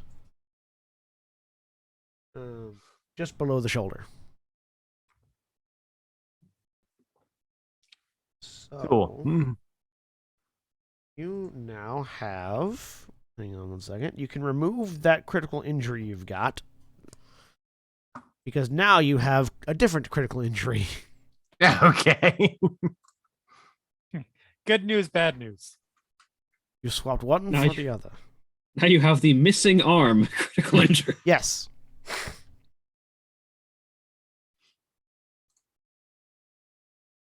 Which I will find the details of momentarily as soon as I can find my books, unless Liam wants to read it out. Da-da-da. Maimed. Target cannot perform actions that will require the use of that limb. All other actions gain a setback die. Yep, there you go. Because the number of critical injuries affects like critical injury rolls, is that one permanent now? It cannot be, doesn't go away like after a certain amount of rest. That one will go away. Not That one will Nope, go nope. away. That one will go away once the arm is replaced. Okay, gotcha. Until the arm is replaced, it does not go away. It does count. It does still count as a critical injury.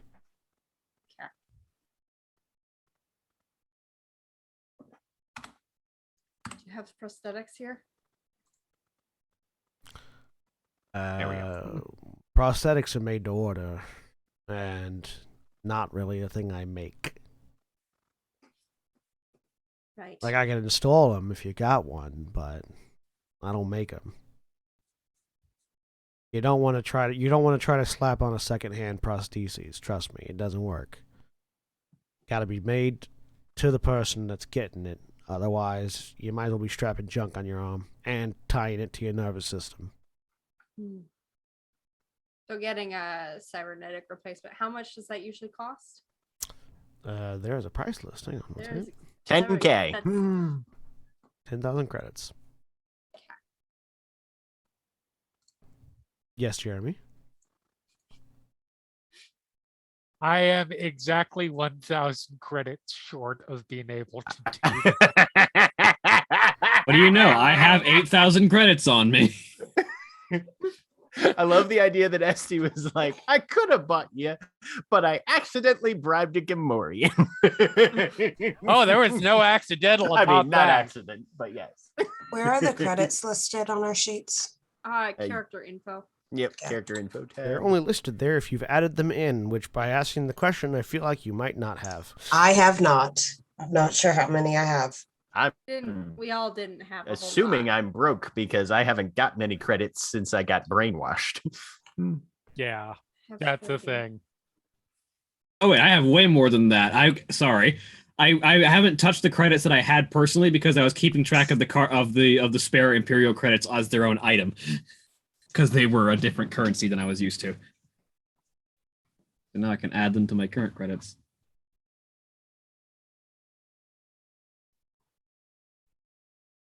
Because I had been tracking the cred sticks, the extra cred sticks on my assets and resources page. Mm-hmm.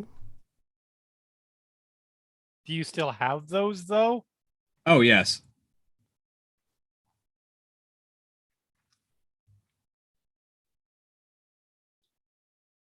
Yeah, you still have your credits.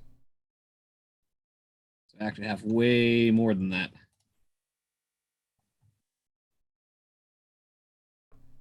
And other question for me as the medical character, installing a cybernetic arm, is that something that I can do, or would we need to like stop by a place like this? Something like that. You can do it, but it's better done if you have the correct facilities. Okay. Yeah, And basically, on, like, the when you install a cybernetic replacement, you have to install the connector, which Mhm. ties into your joint, which ties into your musculature, nervous system, and skeletal structure. Yep. To Yep. provide a firm, solid mount, and also to provide all the connectivity you need in order to operate the arm and provide it with power. And so that can be done on the fly, and is on certain worlds, but not something you want to do on the fly. Okay.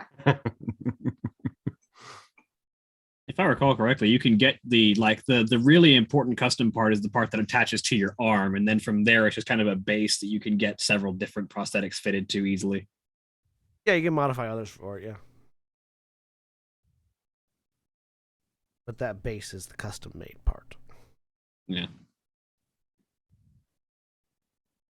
The thing that turns your arm from a stump into a receptacle for a prosthesis. Yes. And Jack is currently at stump level right now. Bandaged stump level. Yay.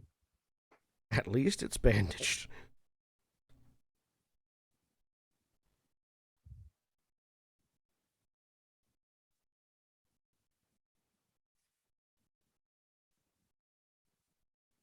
Out for a while. Yeah, so yeah, Josh is still unconscious at the moment. Mm-hmm. Luku comes around. All right, so he's not gonna die, but like I said, you're gonna have to find your own custom, cybernetics if you want me to install them. We'll work on that. So this whole shindig interfering with your operation. What happened with the arm? Unfortunate circumstances, he says, pointedly not looking at anyone else. We still have our lead. We can still continue the hunt. Good. Because with Imperials poking around, things get a little bit spicier, and really don't want information in that list getting to Imperials, particularly when they have a new Empress they want to impress. Understood. I think given this current situation, the Republic officials will be hiding out or extracting. Yeah, that's not good either as far as our recovery operation goes.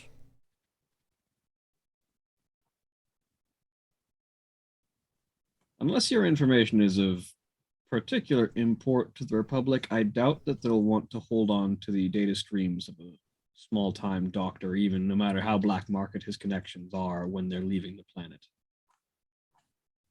My connections ain't just on the planet.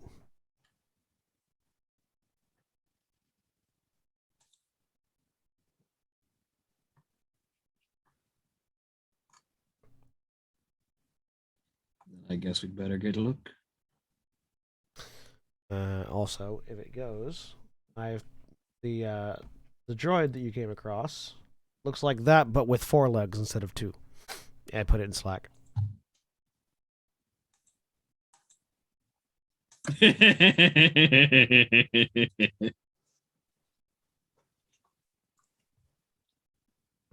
Yep.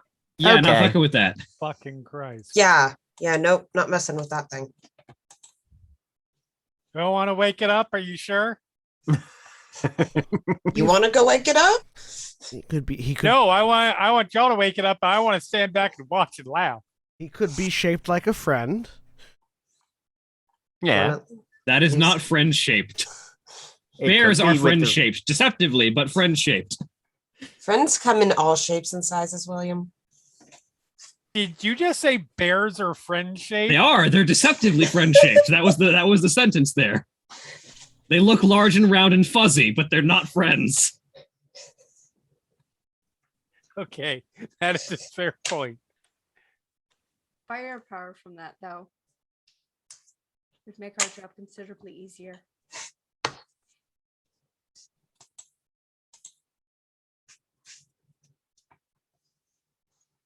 Esty, do you happen to possess hitherto unplumbed talents in programming and computer operation? I've got some. I'm not unskilled in that area.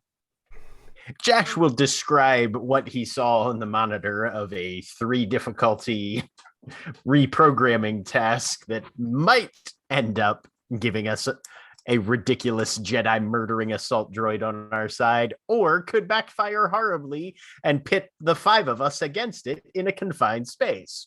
Does that sound like something you'd be interested in tackling in our spare time? It's made of Not- Kurtosis. If it's not on our side, that's an active reason not to. It's not currently, but apparently it could be. No, that's definitely not. Also, how are you feeling? Warm and lightweight. Good. I smack you upside the head. All right. Nice to see you again, too. That's for apparently downplaying the fact that you were probably in severe pain, thus doing that. The light cranial trauma has decreased my pain significantly. Thank you. Oh, should I do it again to help more? No. Because I will. Even down the other side. Yeah.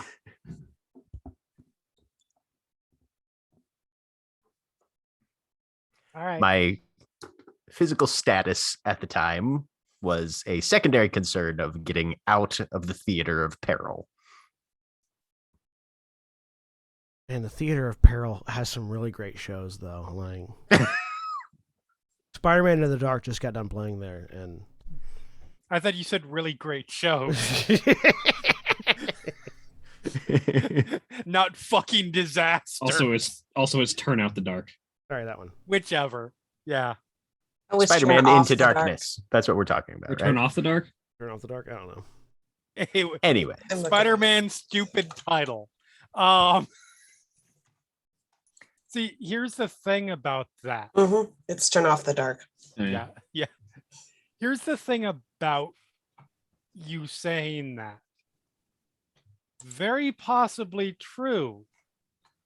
That said, if we don't have all of the information we need to make that determination, especially when someone is, I don't know, in severe pain, possibly dealing with some blood loss, maybe not necessarily thinking straightly,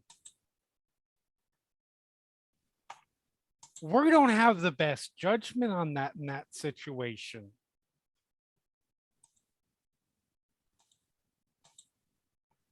You did a dumb, don't do a dumb. very well.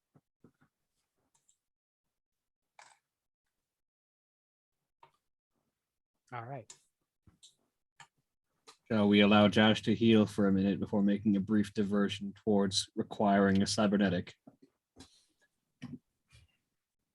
I doubt that's the sort of thing that we can simply wander down to the promenade and pick up on an afternoon. This is Nar Shaddaa. Precisely my point. Also, you do raise an interesting concept with that. This is Nar Shaddaa. What could possibly be so important on this planet that the Empress decided to pay a personal visit? Moon.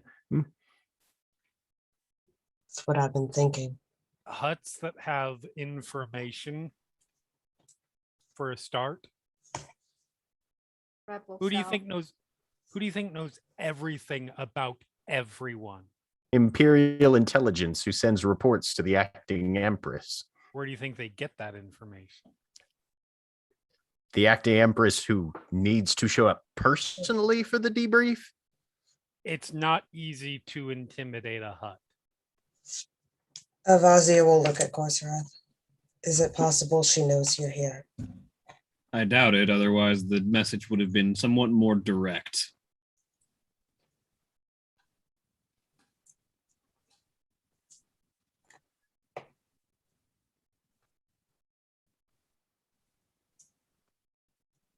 But yes, Can't hear if you, we Mara. have the resources to Oh. acquire a cybernetic replacement for my latest dietary weight loss regime, that would be much appreciated. But I feel like we can manage that. priorities being priorities. I'm still capable, and he spins his saber around in his right hand, although with a bit less facility. I'm sure we can kill two birds with one stone. Other question is, the longer we wait on finding this information for Dr. Waku, the harder it will be. They have already upped security significantly. They have. At the moment, however, we are still in the Empire's good graces. Are we? We do still have symbols of Imperial Imperial reputation. What was our And- plan again? There were like multiple layers by this point, and we were like Imperial agents, something. We had been effectively Right. sidelined from Thief Taker Goodwin's investigation, I believe. Yeah. Yes, but So given fi- we had been given the symbols of good, the symbols of reputation that came from that, which helped us look around. yes, we are going to be more or less on our own for finding our targets in Shadowtown, which, congratulations, we will have to get back into there. The problem with, remind me, we just have credentials, right? Essentially, Yeah, basically like, you have credentials that allow you authorization into certain areas of Shadowtown. In order to pursue, but they don't give you any authority. They just give you access. Access. Yeah. The problem with these credentials is that they have a certain level of we had a certain level of advantage because I don't know how else to put this. Then the Empire wasn't here.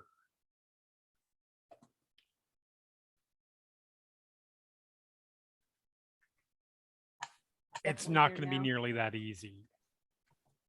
They are more likely to be scrutinized. They may even have databases here that make it a lot easier to check that kind of thing. but that's the thing. The credentials are valid Yeah, because we got them from Thief Taker Goodwin.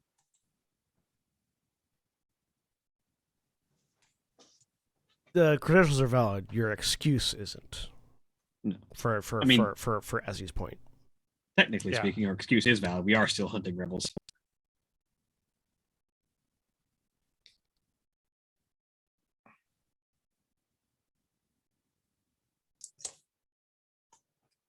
To I don't like this idea, but it may honestly be better. We may honestly just want to lie low until we can sneak our way off this planet and then find another doctor to get your stuff out.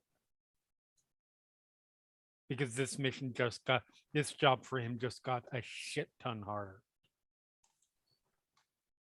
it's going to get harder going in the other direction too. There is an Imperial fleet in orbit stopping all traffic. Mhm. I like my odds of our credentials getting us past Imperial checkpoints more than I like the odds of our ship getting out of that blockade. Right, but either A, that blockade's going to leave, or B, it doesn't. We're never leaving this planet anyways. Like, the blockade being there doesn't affect whether we go out and do what we need to do in order to get the hardware removed. That's just an obstacle that's there regardless. As I see it, we can either. Dr. Lecco is our only option on planet, and getting off planet isn't an option. So I feel we have to pursue the only avenue that seems accessible to us. If we have not finished and the blockade leaves, that is probably the point for reevaluation, would be my guess. The other problem that I can foresee is that if the Empire is starting back up the war, Terrace is about to become a war zone, which is the only location of another doctor we know. If we know of, we can. Wait, I thought the other doctor was on Zeost. No, you escaped from Zeost. Yeah, Zeost was where Fluxati's base was. Was? Mm-hmm. Yeah, okay. My notes are all wrong then, because the last time we talked about Terrace was when Pantir had called for the Archons to convene, I thought. Yeah. No, that was Dalaran or Onderon. I say Dalaran, Onderon. Alderaan. Fucking. Paris is Okay. right there. Anyway, carry on. I'm getting planets mixed up. Yeah, Pay me no mind. the Jedi doctor who we know can do this surgery is on Terrace, Okay. Gotcha. which is Okay, currently so- under Imperial control, but the Republic wants it. Regardless, we can't get to Terrace right now. There's a blockade. Fair enough. It's up to you guys. This is like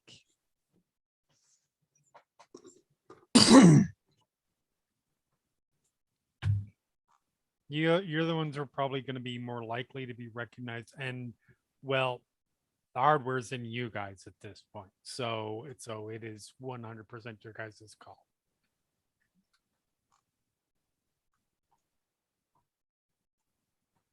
Josh goes to scratch his face, misses, switches hands.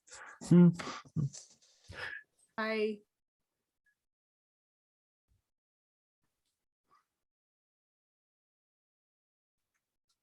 I am of the mind that we will get more done continuing in our actually legitimate hunt for Republic spies, which is an actual boon to the Empire that we have established is the reason we are there, than standing around.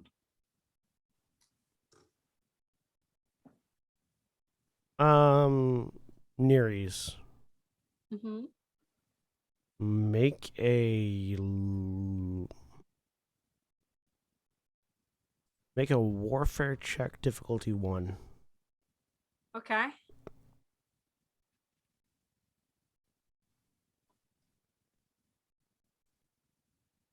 Two successes. The Jedi hunters took pictures of you. You're thinking about the information that that you might be able to provide for actionable intel, and Yep. you remember seeing their eyes flash.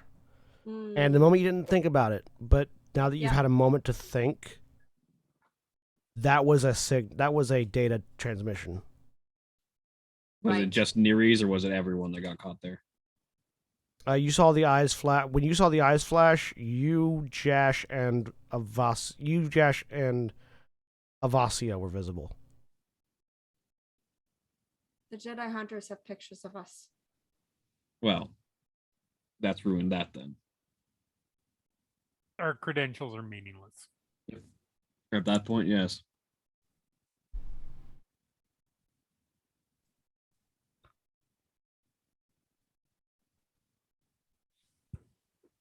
Do they have pictures of all of us?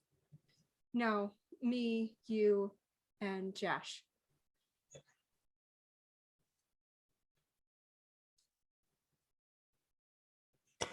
I'm going to have to replace my helmet, aren't I?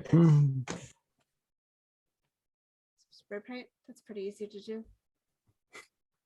They'll look through. They'll be able to look right through spray paint. You'll need a different helmet. Yeah. Travel through the tunnels again, but we have maps now.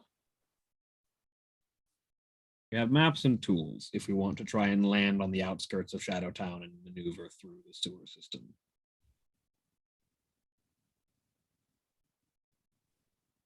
I would be fine with that. Unless we can finagle away off planet and leave this issue in our background. We are I'm- waiting right now for our ride to call back. Well, what can we do while we wait for our ride then without getting too in depth? And Josh kind of turns towards SD since cloak and dagger stuff is more her area of expertise. Now, our ride is from Black Black Pyramid. Yeah. and Ronan. So we can track down based on the information I grabbed. We can track down Cassilian. That seems like a task that we can accomplish that will put us less in the Empire's sights. Yep. And there is maybe not a great chance, but a not 0% chance that he may have some way to get us off planet. The other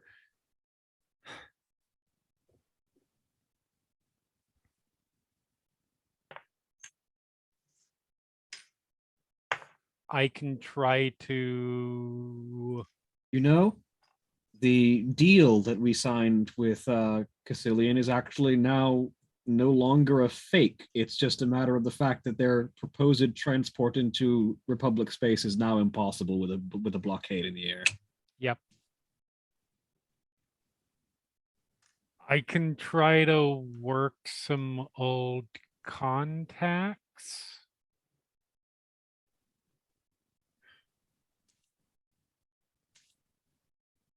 I won't necessarily be happy to see me. Get us? Hmm? What will these contacts get us? Potentially anything from a place to hide for now to up to ability to get off planet, maybe.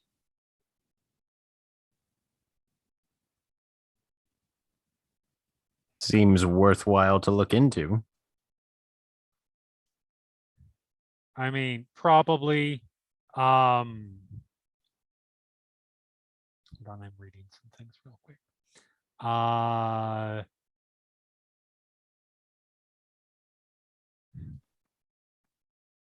Between the two options, I am personally more fond of Cassilian. I would like to make sure that he's all right.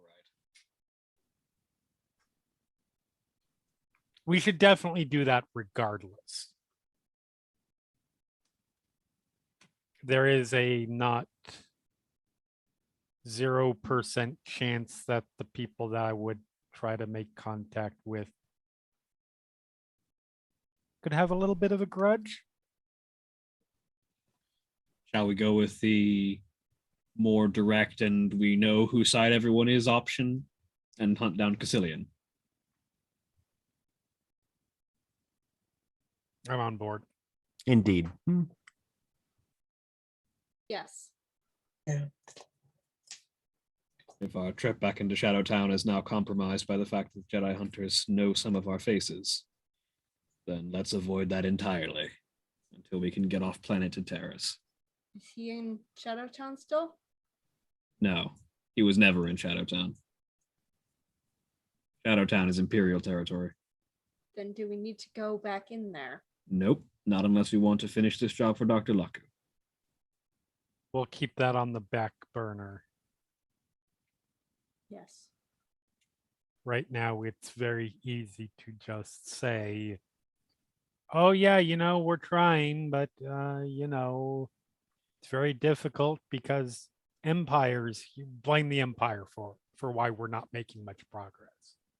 To be quite frank, it would be incredibly easy if we decide that it's time to simply cut communications and leave. Yes.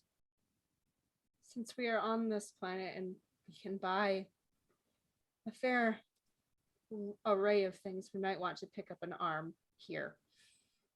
Cybernetics. If we can find someone, we can see what we can find then. Yes. None of this solves that problem that there's still devices in some of us. No, it doesn't. And that's, again, it's your guys' call. There's got to be somebody off planet if we can get off planet. Cillian might get us in with that Jedi. Yeah. Yes, Cassilian could potentially get us to Terrace, maybe. And so can Black Pyramid if you've managed to pull. Cassilian might also know other people. Like the two Exactly. options that you have were just the two that Black Pyramid knew off the top of his head would be able to do. Yeah.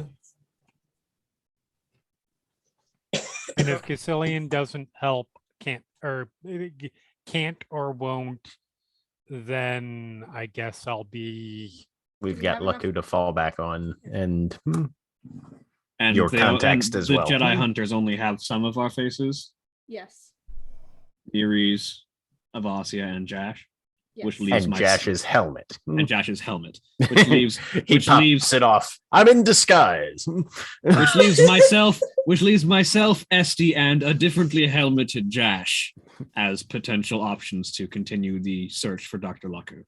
Yes, or I could be a reckless combatant like the rest of you and just go in with my head naked. It is important to note that his helmet is. It's important to note that they don't need to have seen all of us. We're on the people who have come here's radar, probably. It would be dumb for us to suspect otherwise. Indeed. And if they've seen some of us, they know we're all here. Indeed. Jash pushes himself to standing. Well, let's go look for Cassilian then. Yep.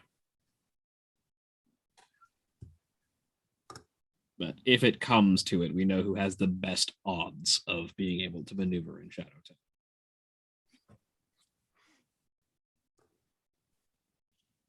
So, with the clues that you have that you were left behind, the map that you were left, ST, you put together that they moved off the promenade. They actually moved down below the promenade to what it's called outer surface. It's basically the uppermost tier of the mega structure that is Nar Shaddaa, below the floating mega structures. But basically, there are two level. There are several layers to Nar Shaddaa. The layer that everybody lands on and that most people stay on is the floating megastructures. Is the upper layer, the landing zone, the landing sort of atmosphere of Nar Shaddaa. Then underneath the floating megastructures are the outer shell of Nar Shaddaa. And then it just sort of gets deeper and deeper and deeper. And the deeper you go, the more dangerous it gets. Because hut control extends to the to the floating megastructures. Everything underneath is wildlands, basically. But in Gangs and cityscape whoever form. happens to be able to control something. Yeah, whoever, like, rule of, the strongest survives, basically, down there. The trick is, taxis don't take people down there. Mm-hmm. Only automated services go down. So you have to figure out a method to get down there. Which, as you're thinking about it, is probably why they moved down there, because it's not easy to get to. Even if you know. I mean, we could always borrow from our friends in the Armored 13th or whatever the regiment number was.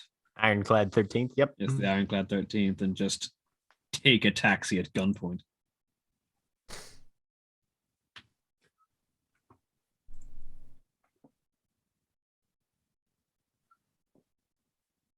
Or we find someone with a disposable means of conveyance that they're willing to part with.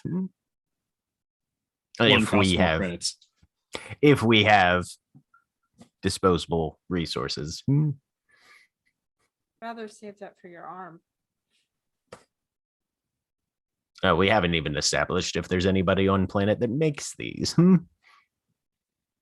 Well, why don't we check the promenade as one of the locations that is still ostensibly neutral until the Empire decides what they're doing with it.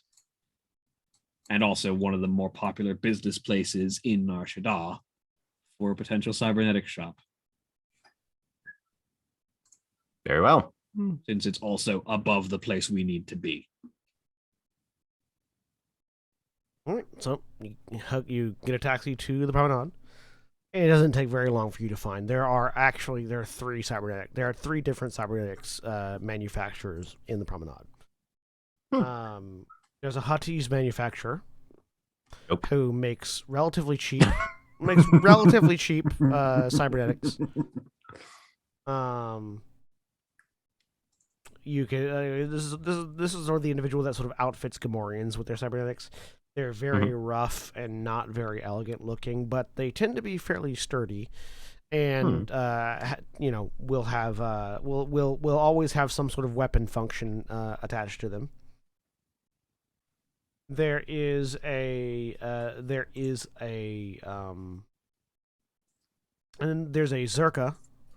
Zerka Corporation, the remnants of Zerka, I should say, that produces cybernetics as well. Zerka, fairly standard, fairly ubiquitous, not going to have a whole lot of bells and whistles, but it'll be functional. and then there is a Starwave Cybernetics in a manufacturer, which tend to be a little bit more expensive, but they can do anything from obvious to organic seeming prosthetics. And if you spend a little bit extra, they can put a few special attachments onto it, depending on what you're looking for. Well, as the person with zero money, I'm going to leave that decision up to everybody else. So mechanically, if you had a Huttese cybernetic, it'll be obvious cybernetic, and it'll be an obvious cybernetic, and you will be able to attach a weapon to it. Okay. If it is a Circa cybernetic, it'll be the standard price. It'll be either obvious or organic seeming, and that's it.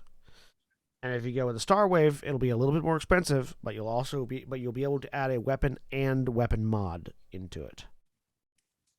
Oh. How expensive are we talking on the Starwave prosthetics? 15,000 credits instead of 10. Have? You were saying something about you have. Oh, I have 18,000. Okay.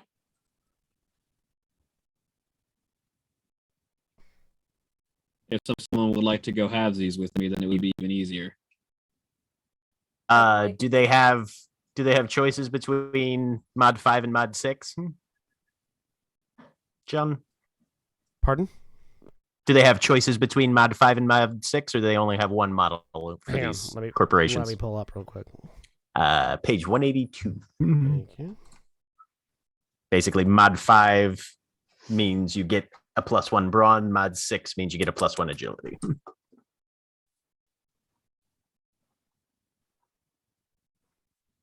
Because that's how cybernetics work. You also get an attribute bump.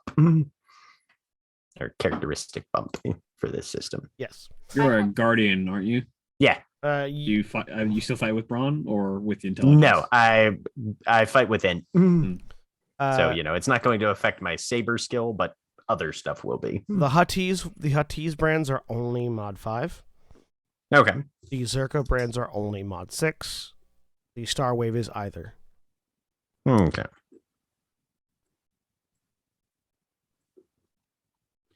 What would you prefer, Josh? I can gain facility with either.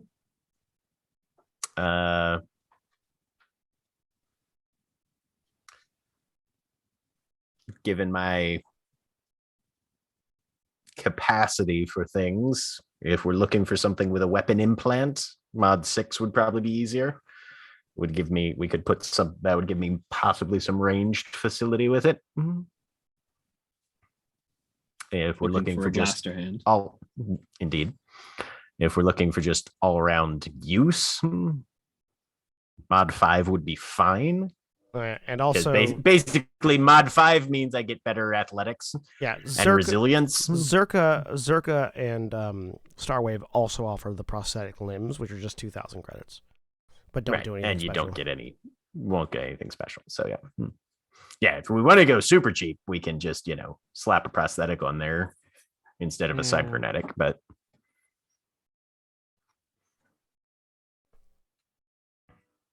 we got you covered.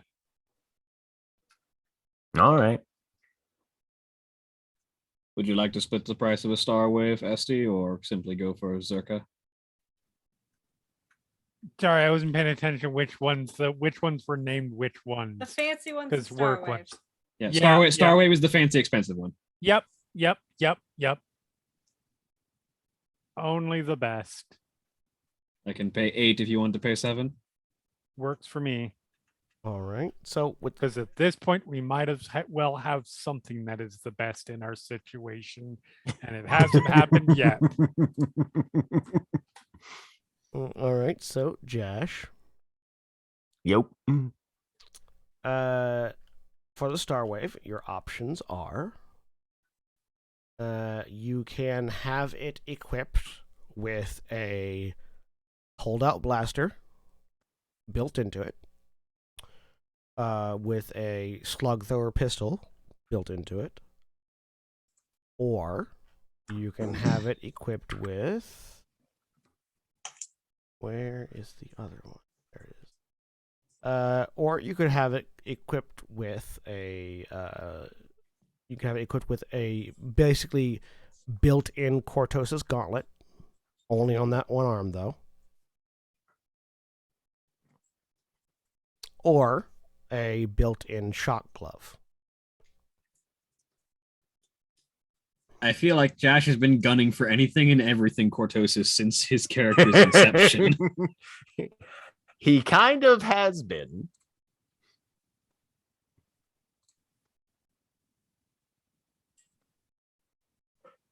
Because Kurtosis Gauntlet would basically give me the ability to soak. Well, actually, what would the actual stats on a Kurtosis Gauntlet built in on that arm be? One second, let me pull it up. Trying to remember which book that's in. In the core book. Okay. So a Kurtosis Gauntlet. Hang on.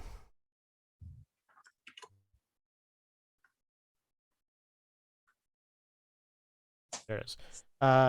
So when a character makes an armed with a lightsaber, makes a combat check targeting an opponent armed with refined Kurtosis gauntlets, 3 threats or a despair may be spent to cause the lightsaber to short out and deactivate after the combat check has been resolved. When a character armed with refined Kurtosis gauntlets makes a combat check targeting a character armed with a lightsaber, the attacking character may spend 3 advantages or a triumph to cause the lightsaber to short out or deactivate. The lightsaber may be reactivated as an incidental, but it may not be reactivated until after the last initiative slot during the next round. So you can occasionally use the Kurtosis Gauntlet to short out a lightsaber.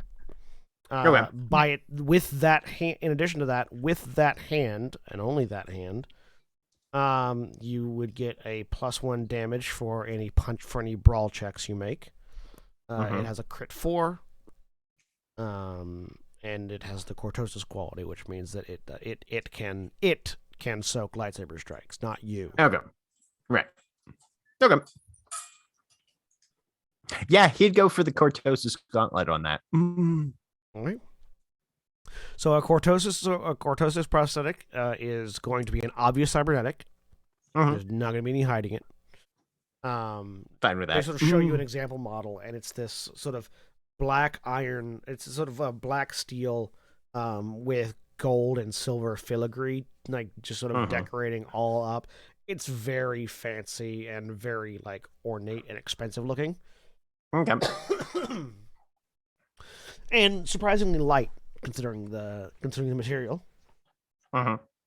And that'll be read. They'll be able to fit you with a temporary prosthetic immediately. The fitting for the implant doesn't take very long to do, but the arm will take 2 days to create.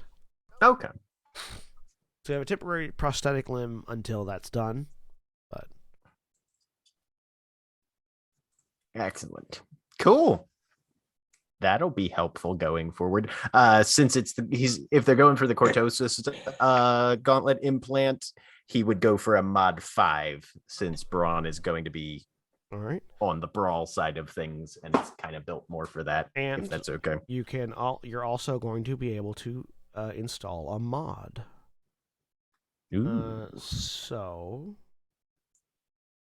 if you want, you have your choice because you're going with a Kurtosis arm. You have the choice of going with, let's see. You can take the stun pulse mod. You could take the superior weapon customization. Or you can add a serrated edge to it. Let's see. Stun pulse is you can't add a gives it a stun 2 quality. Yeah, okay. You can't add a weighted head to it because it's meant to be your arm. Right. And that would Makes throw sense. you off. All right. 'Cause your left hand is significantly heavier than your right hand.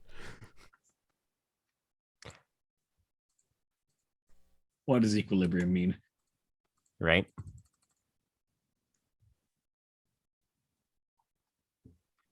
Okay. Now, if it was a hut arm, you could definitely add the weighted head to it. They don't give a fuck.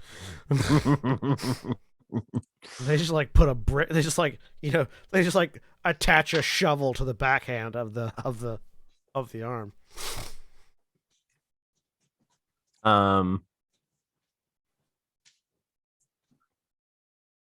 Serrated edge would effectively give you like finger knives. They just like Yeah. He would honestly probably take the superior. All right. Yep. That would. He'd go for the superior weapon on that one. So you're going to have a superior refined Kurtosis Cybernetic Arm. Mod 5. Cool. So we'll have the superior quality and all the things that gives. It'll have the Kurtosis quality. And it will be a Cybernetic Mod 5 arm. Awesome. That's 15,000 credits. 15,000 Republic credits. With it 75. I think. Yeah. That. Yes, that is half of 15. Yep. I was willing to go 8-7 if you wanted, but okay. Nah, we're good. Add an extra 500 credits then. And 2 days.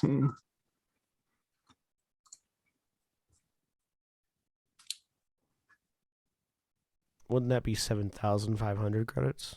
As I said, 7,500 each. Oh, okay, sorry. I heard 750. I was like, that's low. Yeah, 750 each. Yeah. You add right. that up, and it's 15,000. 15,000. Absolutely. It's neo-Euclidean math. I see. Well, having put in an order with 2 days on the clock for that arm and a prosthetic in the meantime, and now with the task of figuring out how to get below why have I forgotten the name of the Promenade. That's where we're going to end for this week. Say goodbye, everybody. Bye. Bye. Goodbye.